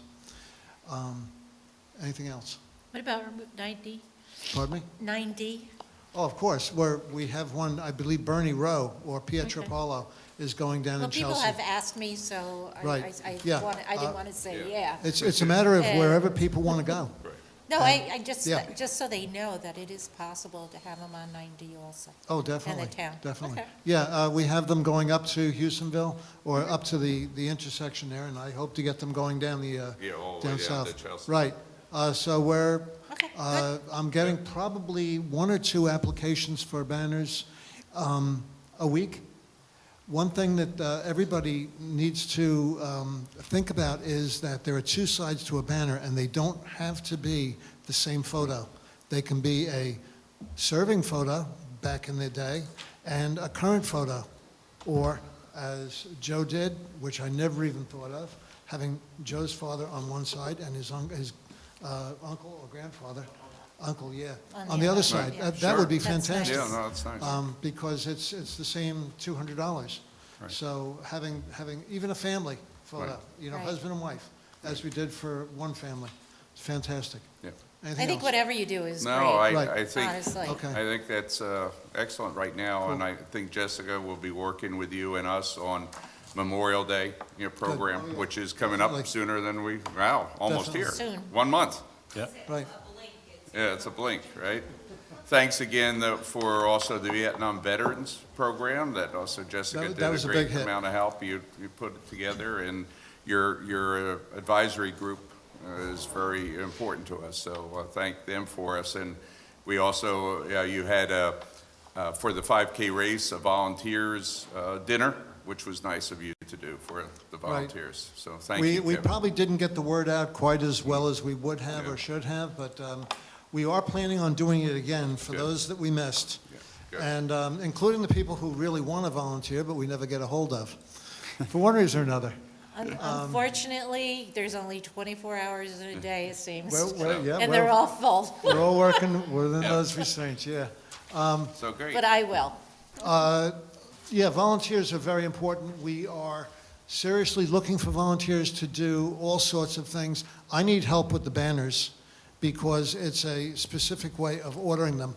And if somebody who is computer minded would care to volunteer, There are many benefits, unfortunately no stipend, but there are many benefits to volunteering, and I could use the help in that. I do want to get going on the bricks around Schlatt House, but that's run into a couple of roadblocks, namely personnel. So that's it. But we'll So- get there. Yep. So let me just say thank you, because you've done a lot of excellent work here between the 5K, some of the other things you do, Memorial Day, Flag Day, I mean, Vietnam Day, that was excellent, the job that you did there, and I'm sure the board here gave you credit already, but I just want to give you a little more credit, because I think you did an outstanding job. We are the first town to actually do the Vietnam Day, and I was so appreciative. You probably saw some of the comments in the Southern Dutchess News, a couple letters to the editor. So again, people thanking you for, so thank you for everything you do. I know you're a volunteer in this, you do a great job, and if I can be of any help, I'll be Thank glad you. to help you out. I have to recognize Jessica. I know she's a town employee, but she's one of my chief volunteers. Okay, go. Fantastic And Philip, woman. Philip is amazing. Yes, Philip he's- Dew is Yep, just amazing from day one. Yeah. And Tommy's been a big help, too. right. Tommy's my sitting here. community relations person, always there to speak up, He certainly does not hold back. So, He's not afraid to shy away. certainly. we are the home of the Wappinger Veterans Memorial Mile. I saw some beautification going on there around that plaque, which is great. We are the home of the Wappinger Veterans Memorial Highway, right? Right? Those are two main corridors that we have in place. Let's not forget about the POW-MIA Memorial Highway, which is Route 9D, right? So those three major thoroughfares run through this town, and you are continuing the legacy of honoring our veterans as a veteran yourself. And certainly, there's not enough we can say to thank you for that, but you have our support on whatever endeavor you can do. We will support, and it's tough for some of us to be at every event for the entire event, but Rudy's there in spirit. if it's an Always. action from this dais, But the board's pretty well represented. we will- and we get a we will lot do done, it. so. Right. yeah, certainly. So thank you, Kevin. And showing up is good enough, Yeah, sometimes. thank you for your hard work, though. I mean, Just supporting is fantastic. it's a lot of hard work. And we still have the memorial over at Marks Field too, right? Yep. Right, So we right. got to get that one started too, so. Yeah, I'm working with people on that. You're doing good. Memorial We're trying, Day's we're coming trying. up, too. Yep. So, yeah, actually, with respect to the bricks, board support is primary. I really want to get memorial bricks, pavers, down sooner than later. So I I'll be need your help. reaching out to you, yes. Thank you very Okay, much. we'll have you Thank you, back. Kevin. I hear you. Thanks. Thank you. Joey, would you, talk about Earth Day and what? Did you want me to? Oh, okay. Yeah, no, what? No, go ahead. Talk about that, what you prepared. Let me jump in for a quick second. Yeah, sure. I'm sorry. Memorial Day, reading the veterans' names from the cemeteries. I'm going to be working with the Office of the Town Historian on that as well. Okay, thanks. Yeah, I recognize that guy up there.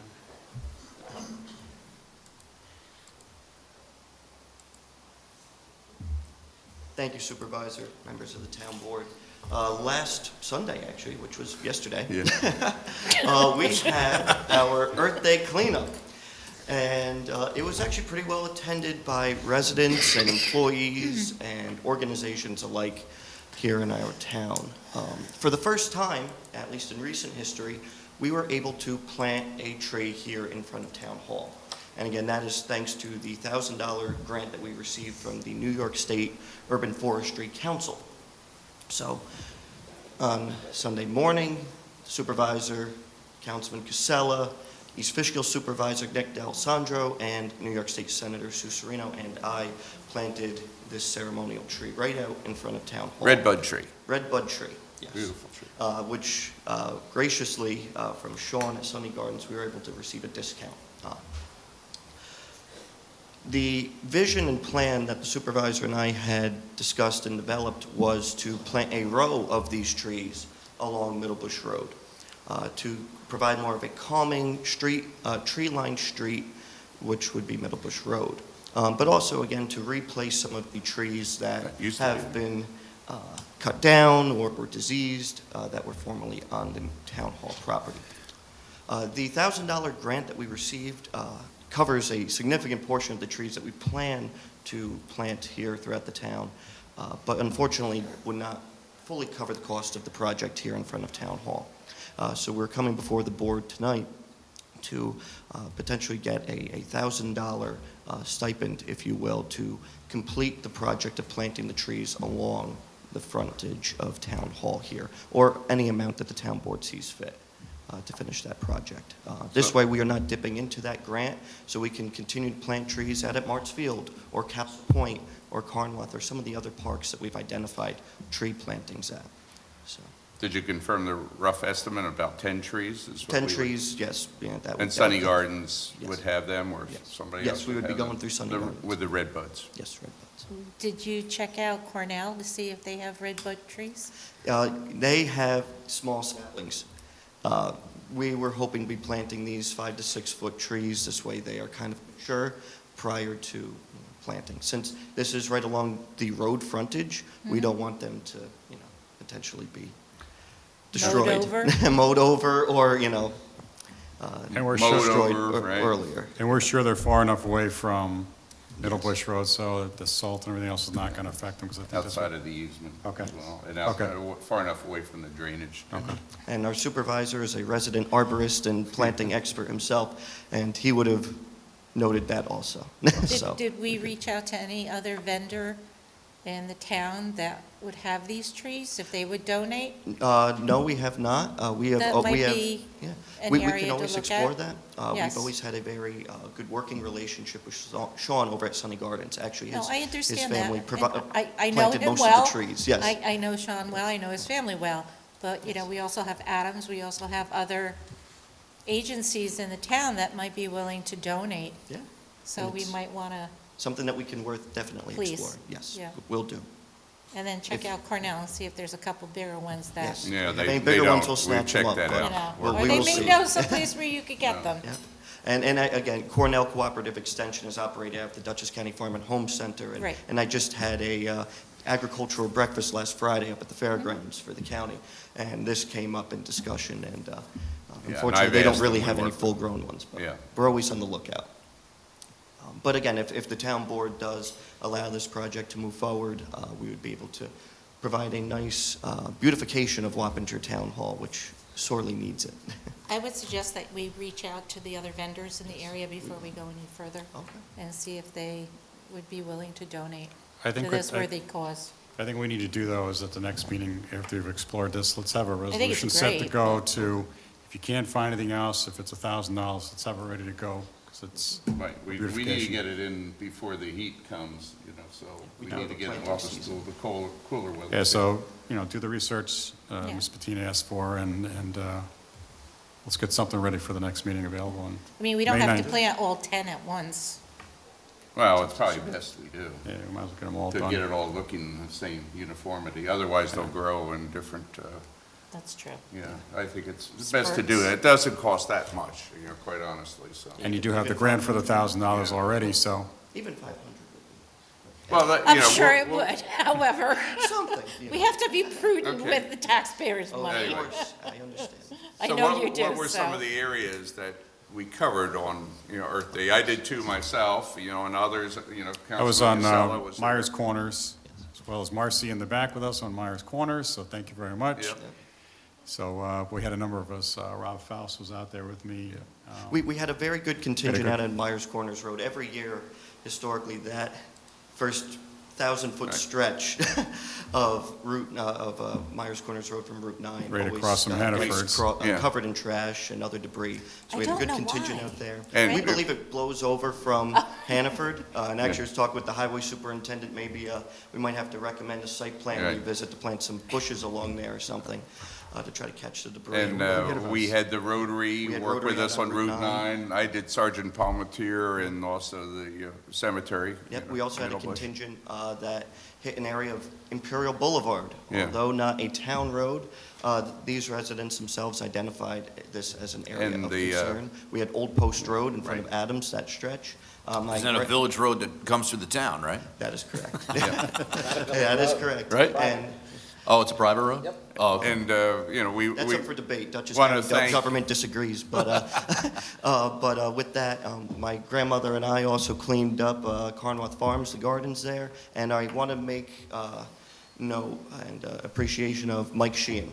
Mike Sheehan was out at 7 o'clock Right. that morning yep. with his wife Nadine cleaning up a massive stretch of Route 9D. Yeah. Really? On his own. Yeah. So I want to acknowledge Mike and the Highway Department for letting us use their pickup sticks as well, and also providing us with the trash And bags. one last word of thanks to CPL, not only putting one of their engineers into labor, you know, out there picking up as well. Yeah, we had John But out also there. for donating the T-shirts that we have as our Earth Day theme. Way to So go. thank you, CPL. Yes, thank you. Betsy and Tim are always fun to work with Thank you, this, Tim. this season to get the shirts donated. Okay, Very good. good cause. Very good. Very good. Thank you, Yeah. Joey. Thanks, Joey. Thank you, Joey, thank you Yeah, for your thank hard you. work on this, by the way. Yep. Thank you. Thanks. Okay, the next item in our discussions will be back to the proposed zoning amendments. Malcolm is here, today, and so why don't you come up and reintroduce what we're doing tonight as far as voting based on our last discussion as well. Thank you, Mel. We're Thank you. back again with the modified miscellaneous code amendments.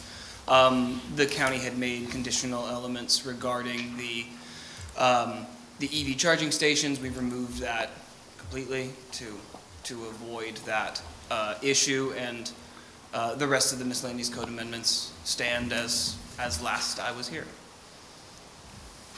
And nothing new, it's just the same thing, which No. Jim, My understanding is the county had come back with it as revised, it was a matter of local concern. Yes, that's we have right. a new referral from the county, Yep. which is. So everything's been signed off and it's in good order, so then when we get to the resolution shortly, it should be all ready to go. Exactly. There And any- then what we'll be doing, I think, a little bit later, is we'll have another workshop to talk about additional code changes. Yeah, So Barbara that and I we'll have been start talking to about kick it. off that, Barbara and you and myself, we've been, starting to have some of those discussions and basically things we talked about before, but want to go through a process that will be educational as well as participatory. Exactly, perfect. So the only question I had was on the pole heights. I thought we talked about the pictures can't exceed 15 feet. I thought we modified that one as well. The last time, or I guess maybe 2 or 3 times ago, the first time that we went through the lighting code, that did come up, and the board had asked me to do a little bit more research on that and come back. Pole heights at a higher level than that, what I found is that pole heights at a higher level than that are really to accommodate the older models, the gas, the sodium. What about a car dealership? They're higher than 15 feet. They are. Well, they would be non-conforming, and new car dealerships would come in at 15 feet. When you get above 15 feet with the LED lights, you run into serious glare issues. And maybe 2 times ago, when we were discussing it, the board seemed reassured by the idea that the final line in the lighting code is that should, for the purposes of good planning, the planning board has the ability to waive that. And if someone came forward with a proposal that made a strong case for why a pole needed to exceed 15 feet, they wouldn't require variance or anything like that. They would just make their case to the planning board, and the planning board would be able to waive that provision. Okay. Okay, any other questions at this point? Okay, well, if we come up with something else, we'll do it during the resolutions, okay? Sounds good. Thank you, Malcolm. Thank you very much. Next item we have, I asked Brian Kolb and also Joey, as you'll recall, a few years ago, we authorized and we actually established, what we call community gardens out at Carnwath. Only this spring was Steve able to get a machine that actually did the tilling of it and did it quite well, Steve. We're also out there today in connection with the Fighters Museum, looking at it. So thanks for getting that done. So now we're at a point, especially in the growing season, to look at how we manage that. And Brian and Courtney can't be here right now because they're expecting. You're very Well, 7 days ago, I think. Yeah, any minute now.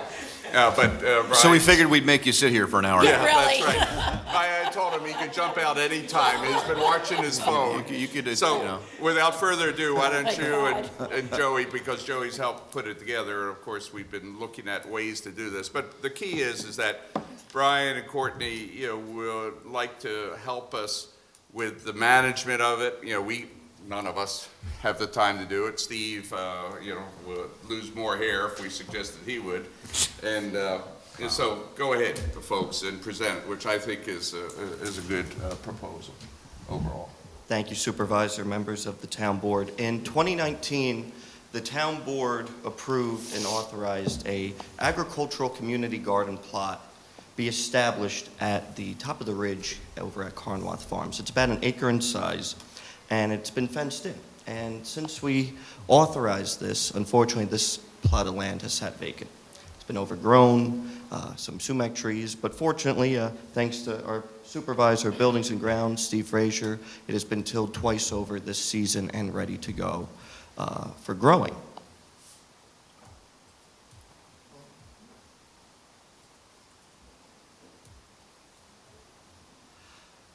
And through these 3 years, we've seen and identified the fact that the town of Wappinger really cannot manage a agricultural community garden plot in-house.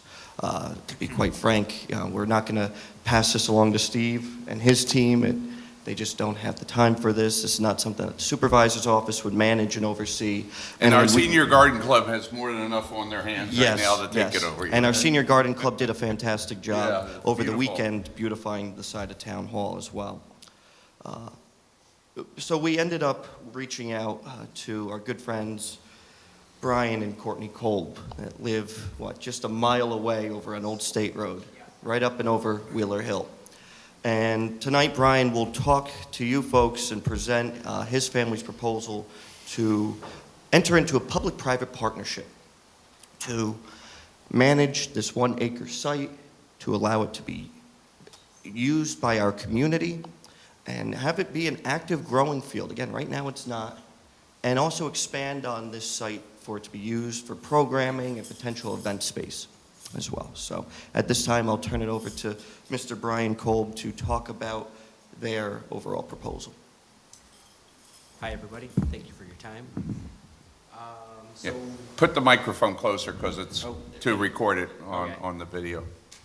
So about 2 years ago, we were walking through Carnworth, as we commonly do, and it was a different route this time, and we came across a fenced-in lot.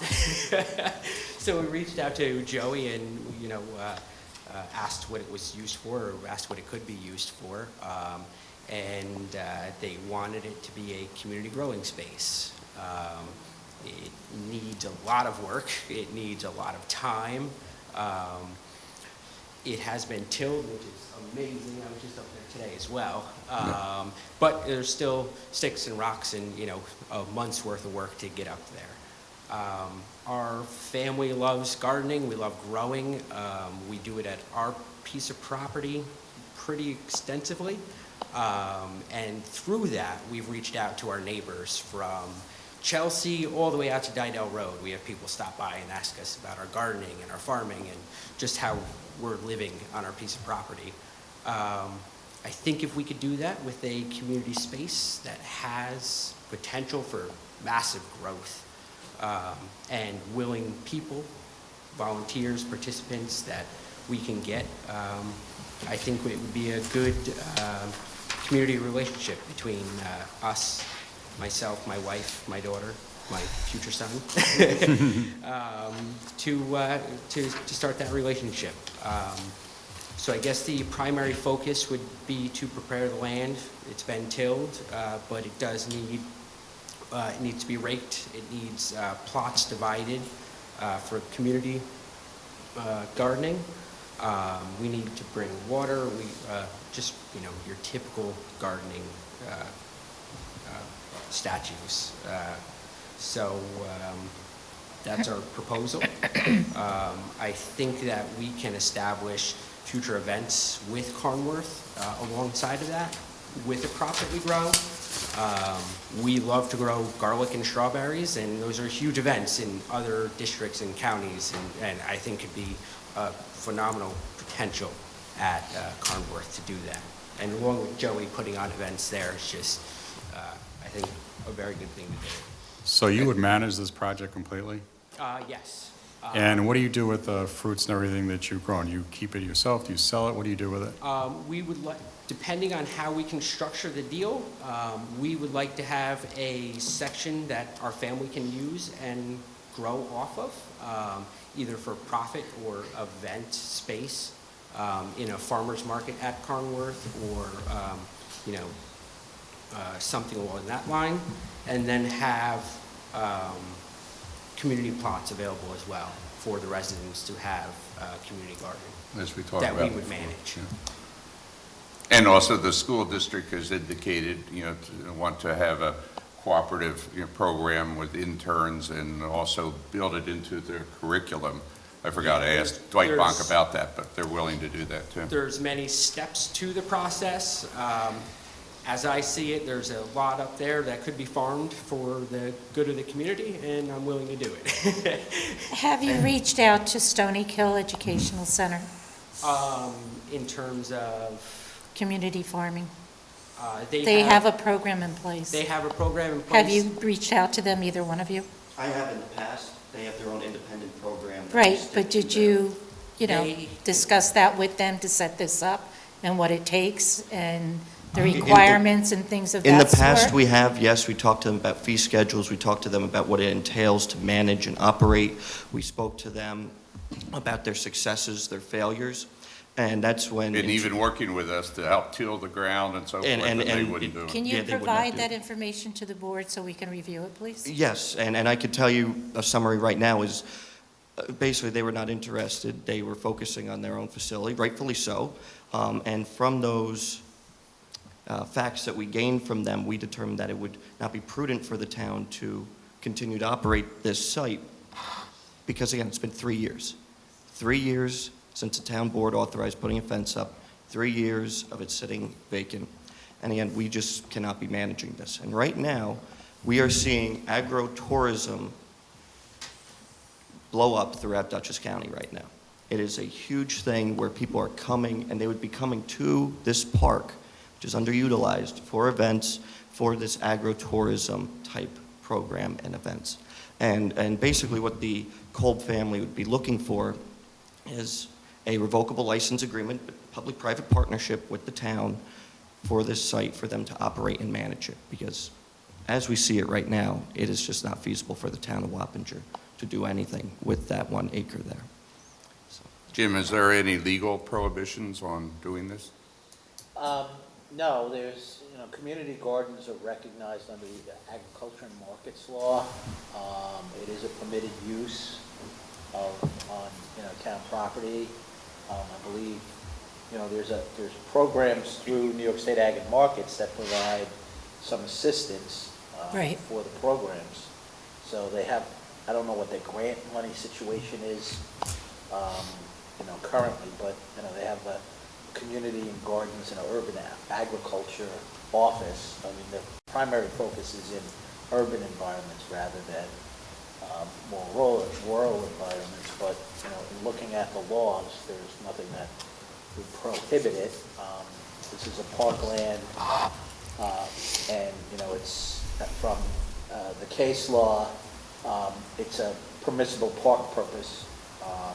So, as a general rule, municipality cannot alienate parkland and restrict the use of the public on parklands, but it may license certain activities that are consistent with park purposes, restaurants, concession stands, activities like ice skating rinks or things like that. Those are all permissible in park settings, and this is park.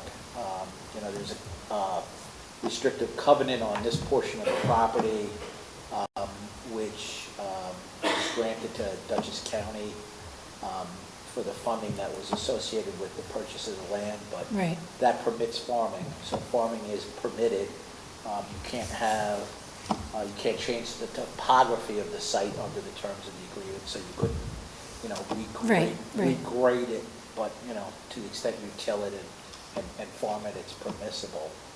You know, the only thing that the statute says that, you know, it may be, the town may condition the use upon liability insurance, the acquisition of liability insurance, and then, you know, most community gardens have a procedure where,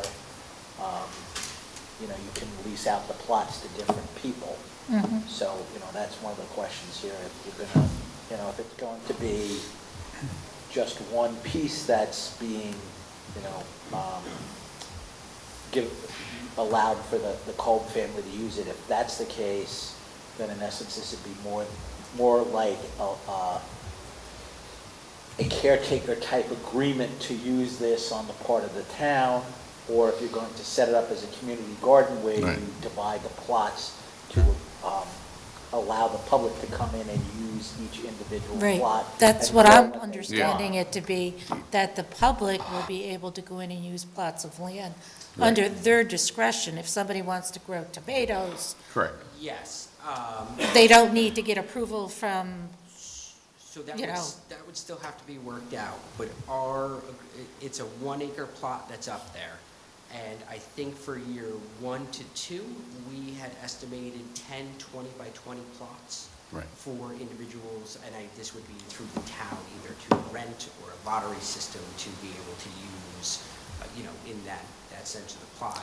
And that almost splits the plot 50-50, where we would be able to grow a crop in that other non-used area for the time being. The program, again, I've talked to Stony Kill, and I've, you know, communicated with them, and community gardens are great, but they're hard to manage. Of course they are. You need somebody that's willing to be there, and again, for us, we walked past it, and we, you know, we love right. farm work No, out no, there it's every day. almost a 24-hour thing. Yeah. You have people that are very enthused about having their own plot of land to grow their own veggies, and then all of a sudden August comes and it's like, nah, I don't really want to do this Yes. anymore. And, you know, there's bugs, there's this, you know, seriously. Yes. Fertilizer, what fertilizer are you using? Is it within the health code? You know, Yes. there's a whole bunch of things Yeah. that this involves besides your little plot Yeah. to grow your, you And then know. again, it's So I think it's a little involved, more so. Oh, it's very involved. Yeah. And that's what they would help manage. But I Exactly. think, That's their Jim, knowledge. you need to get more information to us about this, I think. Well, I mean, you know, I can certainly, I mean, the one, you know, basically the question regarding, I think it's a good idea, distributed under but- lottery, you know, again, it's a, you know, it's kind of a function of, how many people would be interested, obviously. But, you know, and, you know, the other issue too is, you know, it would certainly be permissible to, you know, have somebody go in and operate it for a year, you know, and basically get it up to speed so that, you know, next year it could be, you know, used and split up. So, you know, that's the, you know, so there's a lot of different ways this could be approached. But as I understand it, and from our earlier discussions with you, Jim, it's doable, it's legal, and Yeah, we're I mean, able to set it up. either Right. way, it's just kind of a Right. function of how you want to So, proceed. Yeah, so and just a the couple family- questions. How many plots are you planning on taking yourself to use for your family?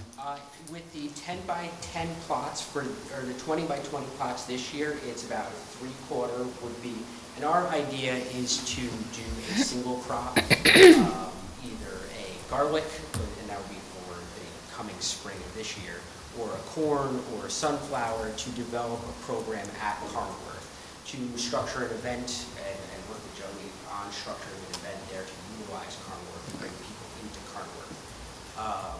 And it's then- too late this year for garlic and strawberries Yeah, for yeah, this right. season. But there are Garlic still- would have to be planted in the fall. There are still single. Yes, plant other crops single that- crops. that would That's correct. utilize Yeah. a good portion of that, which would Yeah. draw people into the space. And what are you going to do differently that didn't work in the past, like in 2019 when it became overgrown? Is there something different you're going to do compared to We didn't others even that do have tried this? anything. Well, we didn't get the tiller and, you know. We didn't weren't even able do to- anything to attempt Yeah, it. we And weren't because able to get any equipment to go take care of We it. saw internally, we did not have the managerial programs to make this effective. I think this is something that we need to discuss further. Well, I yes, think this it's is a an great introduction. idea, but I think there's a lot more that's going to be going into this. So- Considering this the first time I've heard about it. Yes, Councilwoman, and that's why we want to it's- bring this before the town board for a conceptual introduction and presentation, like everything else. We wanted to make sure that legal counsel was okay with this, and we wanted to get the town board's overall feeling as to how we would like to proceed, whether I it's would more like to get research. more information about it before we proceed any further. Well, in More order to information meet and- the growing schedule this year, we need to move, you know, at least in the early month of May in order to get approval. Otherwise, it sit vacant and fallow and, you know, we'll So just. can you have all the follow-ups ready for the next meeting on the 9th? Yeah. Yes, And then but we I'd like can- to just get clarification, what are Sure. some of the questions that you still have? I have quite a few. I'm not going to make any comments right now. This is the first time I'm hearing about this. Yes. I am familiar with Stony Kill Farms and the problems that they've had. Yes. So I don't want to see this happen here. Absolutely. I understand the growing season, but at the same time, I want this to be a success. So So we again, should this be- is the first time I'm hearing about it. So I'd like to have a copy of the presentation. It will be provided, yes. Well, So- actually, we have it here in You the have, packet, in your- the hard Okay. copy. This letter that was in the correspondence It's the log, same. as well as delivered to you folks, But is you basically just have a... experience with this. You've done this before. I've been gardening my entire life and farming and working with the community. No, not with the community. Have you done this type Community- of Community farming? Community gardening? No, I Yes. have not. Okay. I am aware of its complications, and that's why I'm starting very, very small. Good. There could be 40 plots in that 1 acre. Of course there could be. There could be a lot in that whole I don't think area. yes, but as a taxpayer and a resident and somebody who goes to Carnworth 3 to 4 times a week with my family, Mm-hmm. to see a sitting plot that is fenced in and was paid by for the taxpayers, I'm just trying to utilize it and bring it to the That's board and, fine. I think you know, that's a wonderful yeah. idea, but I think there's more that needs to be done to bring it to fruition, to bring it out and make it Is there successful. something more that I can I prepare, will, or- think about this, and I Okay. will have my questions. But I am not going to give you anything tonight, because it's the first time I've heard of this. Okay, okay. Thank you. I appreciate your guys' time. Thank you. and, Thank Here's you. my position. This is a no-brainer. We're sitting here having a conversation for a half an hour about a guy who is a farmer who wants to farm our land. I mean, this is the problem. Paralysis by analysis, folks. Everybody's entitled to their I understand opinion, that. Bill. I understand that. We have a gentleman here who lives on Old State Road adjacent to the property, Right. who Agreed. has experience in farming and wants to farm a piece of land that we have that is sitting stagnant. I don't understand why we have to put the brakes on any of this. As far as I'm concerned, prepare the license agreement, get it to the next meeting, and I'm going to vote for it. That's up to you. That's fine. I have questions. This is the first time I'm hearing about it.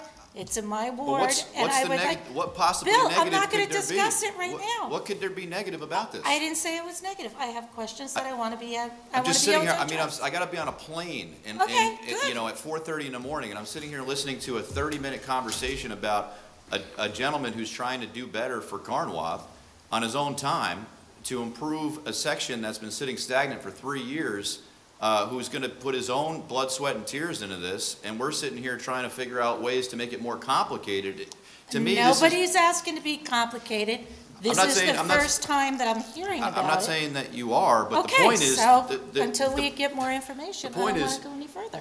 We have to understand that sometimes we need more action and less words, right? I This is- understand that, and I Do don't we have a agree with motion? that. Well, I got to see the license agreement first, though, but Okay. I think there's certainly some least fair conceptual. questions that you had, but Yep, let's that's fine. get the license, let's get this group together, come up with a license that gives him the ability to farm the land based on the parameters that he's expressed, right? Giving the community an opportunity to take part in this area. It needs to be all laid out in a license agreement that we can look at ahead of the next meeting and then we can vote on it at the next meeting. I think Okay. that's what we need to do here, And if we because, need to address any questions at the time, we can all stood up at, Right. let's Right, just, I agree. Let's because do we're it almost in next May meeting. here already. next meeting, let's just make sure we got the paperwork ready to go. Let's address the Everything. councilwoman's, questions, and then let's move forward, and I hopefully guess- we'll vote on it. Let's, I'm sorry? one way or another, Our up or down. contact information is in the write-up, and Any information that you can share, share with the board. absolutely. Just one quick question. Let's get the license. Do you intend it to be organic, or would there be fertilizers used? I prefer to be organic, and to be able to control that within the residents who are able to use it and make sure that it's clarified. I have talked to Dutchess County Ag about those stipulations, and even on my piece of property, and we do not use any pesticides, herbicides. Because, that makes, the regulation a little bit easier. Certainly, Yeah, I think it we certainly have an does. Organic farmland. Okay. And where would you bring the water line from? It's already there. It's already there, so actually thanks to Mike Tremblake and Cable Pollution, they were able to reutilize a pre-existing pump house on the property, which is, it's Yeah. a couple hundred feet. Right off the away, roadway. Not even, it's maybe 100 feet Yeah. away. There's hose bib, there's lighting, there's security. And actually, when Steve was moving forward with installing new cameras at Carlisle, he made sure to point a few toward that direction as well, so it's secure. Okay. Okay, thank you. Next you. meeting. All right. And by the way, best of luck with your new addition to your family. Yes, I hope everything Yes. goes well. Thank you. Thank you. Okay. Next item, Tim, would you give us an update on several projects? Thanks. So we'll start with the window replacement. It seemed to be a pretty simple idea that we could simply replace some of the existing fixed windows in strategic areas with emergency egress, basically a window that can open up. We've gotten several proposals. We've whittled it down to one style, which it's not in your packet because I'm not comfortable quite yet recommending it to the board. There's a line item in their proposal. They need to come out again. They're talking about looking at it this week to do Good. some final measurements. Their proposal language is right now at a fixed cost of about $22,800, and that would be for 4 windows. But their language is, a kind of fuzzy on installation. I want to try to get a fixed number. And we have a concern about then- still the ability to get out. And reading the fine Ah, print, that's by the important. time they have the window frame and everything, it's only gonna be an opening of 18 inches. Yeah, so, And so, I to could me, get it So is might- this one of those in stock items, or is this something that's custom This made? is basically a custom fabricated to fit the. there's some other hinges and, what Tim said, European Yeah, it's style referencing that we might European be able to, hardware. that are easier to get out if that's the thing. And not get in. So I don't have the full answer yet on the window, so more to follow at the next. So many meeting. inches you're gonna have it so that somebody can get out of the window, because Yeah, that's the. how many Thank you. inches?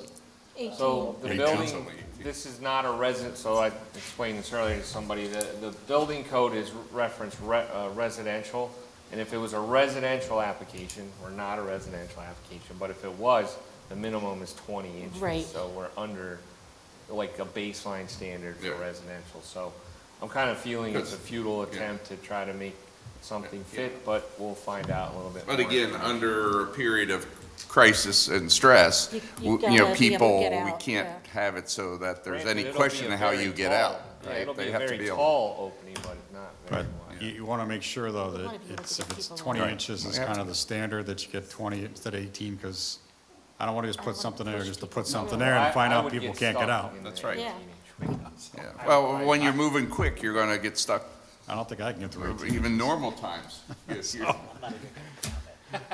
So, Thank you. All right, so that's that, and then a couple other ones, Joe, if you could open up, like, Reese Park is kind of a hot potato right now. It's been a hot potato, but as the rainstorms continue to erode under the footings, we really need to remove this bridge. Steve made attempts to put chains and flagging across the end. Somebody's gone and cut the chains. I don't know, Joe, if you could zoom in at all, but there's other photos that'll show the undermining. You'll see the dents on the top of the rail there. That's from, I guess, trees, debris hitting so we can't even really assess the structural integrity of it.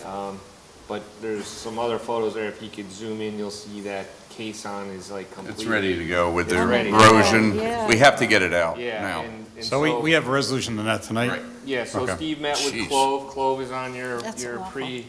pre-approved list, and the dollar amount that you have in your packet is based on what Steve had worked out, right? With There's the- no insurance cost recovery on this at all? No, we've looked at it before, and there wasn't from the storm, and for this, there isn't, Bill. So if we remove this, how are you going to prevent people from, Yeah. because now you're going to have a gap now, so how do you prevent people from? Well, it's a very intimidating gap, like I said, it's probably. I know, but you'll get somebody crazy enough to Well, go we try can to put. leap it. It's no different than the gap up and down. Yeah, That's what I'm it's- saying, it's, yeah. so- But I think to Councilman's point is people are used to that, and we probably should put some Something temporary up there. fencing. Or barriers. There are 6x6 posts. Okay. At the end of each end of the, in fact, right there, you can see one in the corner there of this photo. Yeah.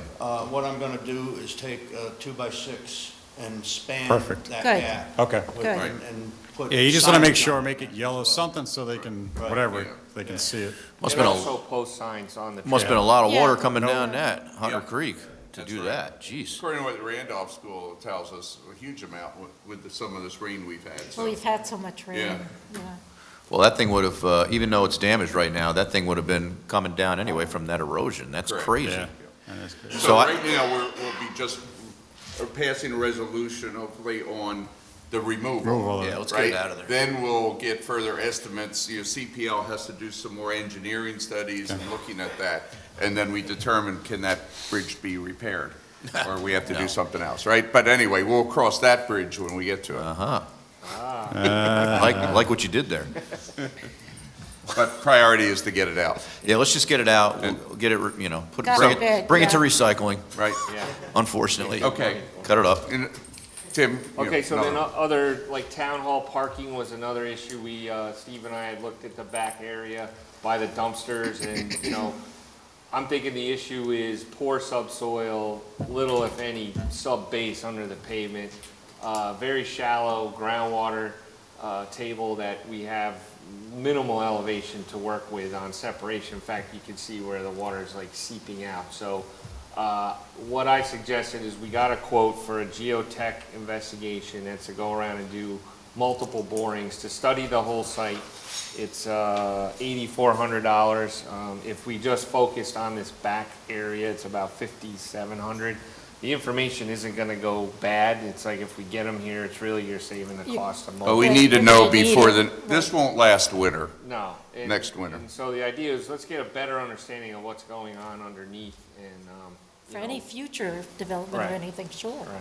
There's always that one person that takes up 2 parking spaces. Well, it's increasing, yeah. So, But quite seriously, though, some of that condition there, you sink right now. It's bad. It's Yeah, we have to real bad. fix it, I mean. so do That we was- need to that take into was good, consideration water coming into Steve. town from back there? Because it's going to come that route too as well, right?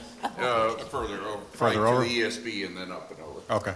Yeah. Only So ten. not from this area. All right, I just want to make sure we're not going But to again, repair this, then have to dig it up and then And you repair look it at the again. current wetland sites, which weren't in place when this building was built, most of the parking lot is in wetlands. Well, you can go back on the historical maps and see, or Yeah. not maps, the Oh. photos. Well, Robbie across the street told how there used to be a swimming Stream. pool. Well, there was a stream and there was a pond here and the Swimming ducks and hole. other, Yeah. swimming hole. Now it's our parking lot. Yeah. So I think when we get to resolutions, then you can remind us, we just Yeah, do an that's right. approval You for wanted to those do it bore tonight. Yeah, samples. it'd be 8,400. All right. Yeah, And that- then the last that needs to project be update fixed. is we're out to bid on the highway garage. The bids will be due May 9th, so. Good, we'll be able to move Beautiful. forward on Yeah. it. good, good. That's all I have. Thank you. Okay, Thank you, thanks. Tim. I don't see Craig, so I don't know if he forgot or if he's going to appear in executive session or not, but Craig Roberts isn't here, so we should text we'll him. pass that and maybe have to table a couple the resolution or so if he's not here. Okay. Yeah, text him and Text him, see, yeah. yeah. Thank you. And then we can Well, he get to did it. send us correspondence on the, Yeah, he on did. what Yeah, he there needed. is. So I mean, that's probably enough to even do though it. he's not here, it's probably enough information, I think I we have. agree, that From a disaster recovery perspective, we need to Yes. approve these. More than enough. I mean, we've been through it several times, so, okay. That's it as far as the discussions go, okay? Next item, it will be the resolutions, and the first one is Resolution 2022-80. It's a resolution adopting negative declaration in connection with local law of 2022, which would amend Chapter 240 zoning, Chapter 210 solid waste, littering and storage of garbage, and Chapter 217 subdivision of land of the town code with respect to a variety of matters. We heard Malcolm talk about that many times before, and so I think it's been amended as good input that we've all had and the public has had. So do I have a motion? I'm still not sold on the pole heights. I'm not going to vote for this tonight. I don't Maybe- think that, I'm just not satisfied with I understand good planning, Malcolm. I just don't think the 15-foot pole height is going to be adequate for some of these large parcels. Okay. So I'm just going to move the table. We'll give our colleague an opportunity to weigh in also when he's here. Right. But I'll move to table 2022, 80, and 81 with Second. respect to the zoning matters. Okay, there's a Second. motion to table for the 10th time. Motion and second, all in favor? Aye. Aye. Any nays or abstentions? Seeing none, motion's passed. Next item is Resolution 2022-94. It's a resolution approving the hiring of a new court officer employed by the town of Wappinger. I You move have the data on that. I move it. Second. Motion and second, all in favor? Aye. Aye. Any nays or abstentions? Seeing none, the motion passes. The next item, what we just talked about, 2022-95. This is a resolution approving the contract for the bridge removal at Reese Park.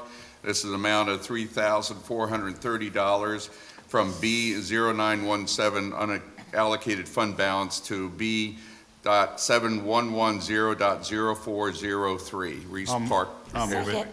Motion second, all in favor? Aye. Aye. Any nays or abstentions? No, but just on that, I believe that's part of the Greenway Trail System, correct, Joey? Correct. So there is funding out there. I don't know if there's funding for removal, but There certainly. isn't, that's why they're taking out of the Yeah, fund. that's, Yeah. This bridge was, and I did research on this Right. bridge was installed and erected with Greenway funding from the state, and we will be investigating. yeah, we'll be looking at it, but Money. we're not aware of any further So we need, removal. then if that's the case, When was it put in? I believe it was 1994. Okay. You have to We were change talking that. with Councilman Beal today, and we believe it was right around there. Right. it might have been after 94 because my Eagle Scout project was those trails. I don't remember that bridge being there. So it might have been 95, but if there's a stipulation on notifying the Greenway that we're removing it because it was paid for with their funding, we may need to look into that just so they're aware. Maybe that'll open up an Yeah. opportunity for funding. Sure. Right. Yeah, we can do that. Thank Yeah, you. I'll write it. We'll do that, draft a letter. Thank you. So, motion, second, all in favor? Aye. Aye. Any nays or abstentions? Seeing none, motion passed, and we'll do the letter. Okay, next resolution is Resolution 2022-96, resolution approving contract for disaster recovery, business continuity, IT equipment. Craig's talked with us before. We have a form of agreement, which I looked at, looks fine. Jim? Yeah, no, I looked at it, just one, when I drafted the resolution, I thought the contract was with Datto.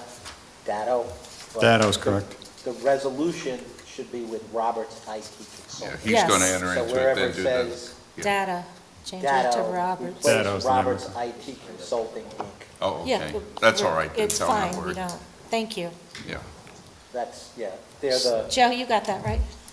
yeah. Thank you. Okay, so motion and second. So we're going to increase the funding from, we have roughly, what, 5,500 in the budget today, and so we're going to increase it by 4,000. That's what we're doing here to get us to around Yeah, I 9,600. guess that's correct. Okay. Yeah. I'll move it. I'll Second. second. Motion second, all in favor? Aye. Any nays or abstentions? Seeing none, motion passed. Next item is Resolution 2022-97. This is a resolution authorizing the purchase of additional storage for our servers. You know, Craig's talked to us before about that. And so this is an amount of $730.50. I move it. Second. Motion and second, all in favor? Aye. Aye. Any nays or abstentions? Seeing none, the motion passed. So is there any new business we'd like to raise at this point in time? And these items for special consideration?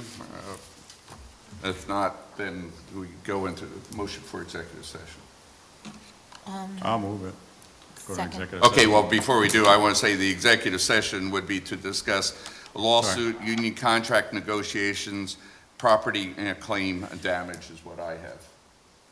Yeah, so I just have one question for you. I don't know where this falls. We got an email on potentially putting an ATM machine in the building. Oh, yes. So I don't know, Jim, if you had a chance to research that, Yeah. but there was a request on that? I looked at it briefly. I didn't see any prohibition. No prohibition, but I understand the requirements to put one in are extensive as far as security, lighting, secured yeah. facilities, I mean, all that's- that if is it's what we need to outside, look yeah. into. So I say Yeah, I Jim mean, can look it's- into that, because I know there's Back to us. regulatory requirements Yeah. So for we it. can look into it. I mean, the resident asked, so I'm Yeah, just, no. bringing it Yeah, we forward, just that's all. need to No, I understand. mean, I understand the court, frankly, years past, it was a big issue because the court used to not take credit cards. Right. One of the other things that I don't know if the public is aware, if you go to a retail establishment, the retail establishment is paying a fee to use a credit card. Yes. We as a municipality aren't authorized to do that, so there's a charge on top of whatever the fee is. So, there's in essence a service charge to use That a credit ATM. card or a debit card for, Yes. Right. so if you had an ATM, there would be an ATM, typically there's an ATM fee. So, for larger purchases, it might be better off. Well, let's look into further. We can Yeah, report please. back to the board Why, at the why next would we meeting. need an ATM machine? What's that? Why do we need an ATM machine? So someone suggested maybe, as an example, court fees, et cetera, they go right out the hole. If they don't have the money, they go to the ATM, they get the Why wouldn't cash. they just give them their credit card or their debit card? Joe takes a credit card. Debit. Right, but the court takes debit cards Yeah, I also. think they do. Right. Right, but what would be, Okay. I don't understand what the point of having an ATM machine would be. I A don't. resident asked. A resident asked, so I'm just bringing it That's forward. Right, but again, if a resident's asking for an ATM, are they not aware that you can use your ATM card at any of our facilities? This is actually a proposal Bank from, raiders. an ATM, Maybe it should be yeah, posted. a vendor. Oh, an they can ATM use- vendor wants to So put an that- ATM so that machine the They in. might town not would know. Okay, get- that's a little The town different. would get a fee. A for fee, each whatever it is, transaction. yeah, transaction fee. Yeah. The town's gonna get a piece of the action. I don't support that. I'm voting no. Nah, I don't know how Well, much that's. we'll look into it. We'll look further into and it get more. I back. just- And before we vote on the executive session, I forgot, Tim, we need to have a resolution authorizing the bore drilling, sampling for the town park. Is that for the Yes, 5,700, yes, Tim? yes. Not that the lawyer's boring. Well, that we'll talk executive session. 8,400? I'll make You the do motion it. that we, all right, I'll make a motion that we approve $8,400 for a boring fee for CPL Engineering to do And whatever that would Second. they need to be do. from I don't know if we have a line, but if we don't have a line for it, it'd be from a fund balance. Okay, Okay. from a fund balance over to, we'll have to create a new line, Joe? Yes, so we're making an authorization to approve $8,400 for boring for CPL to, and that's not boring as in a person. Geotechnical investigation. Yeah, geotechnical For the investigation. parking lot. Okay, 1650? 1620.450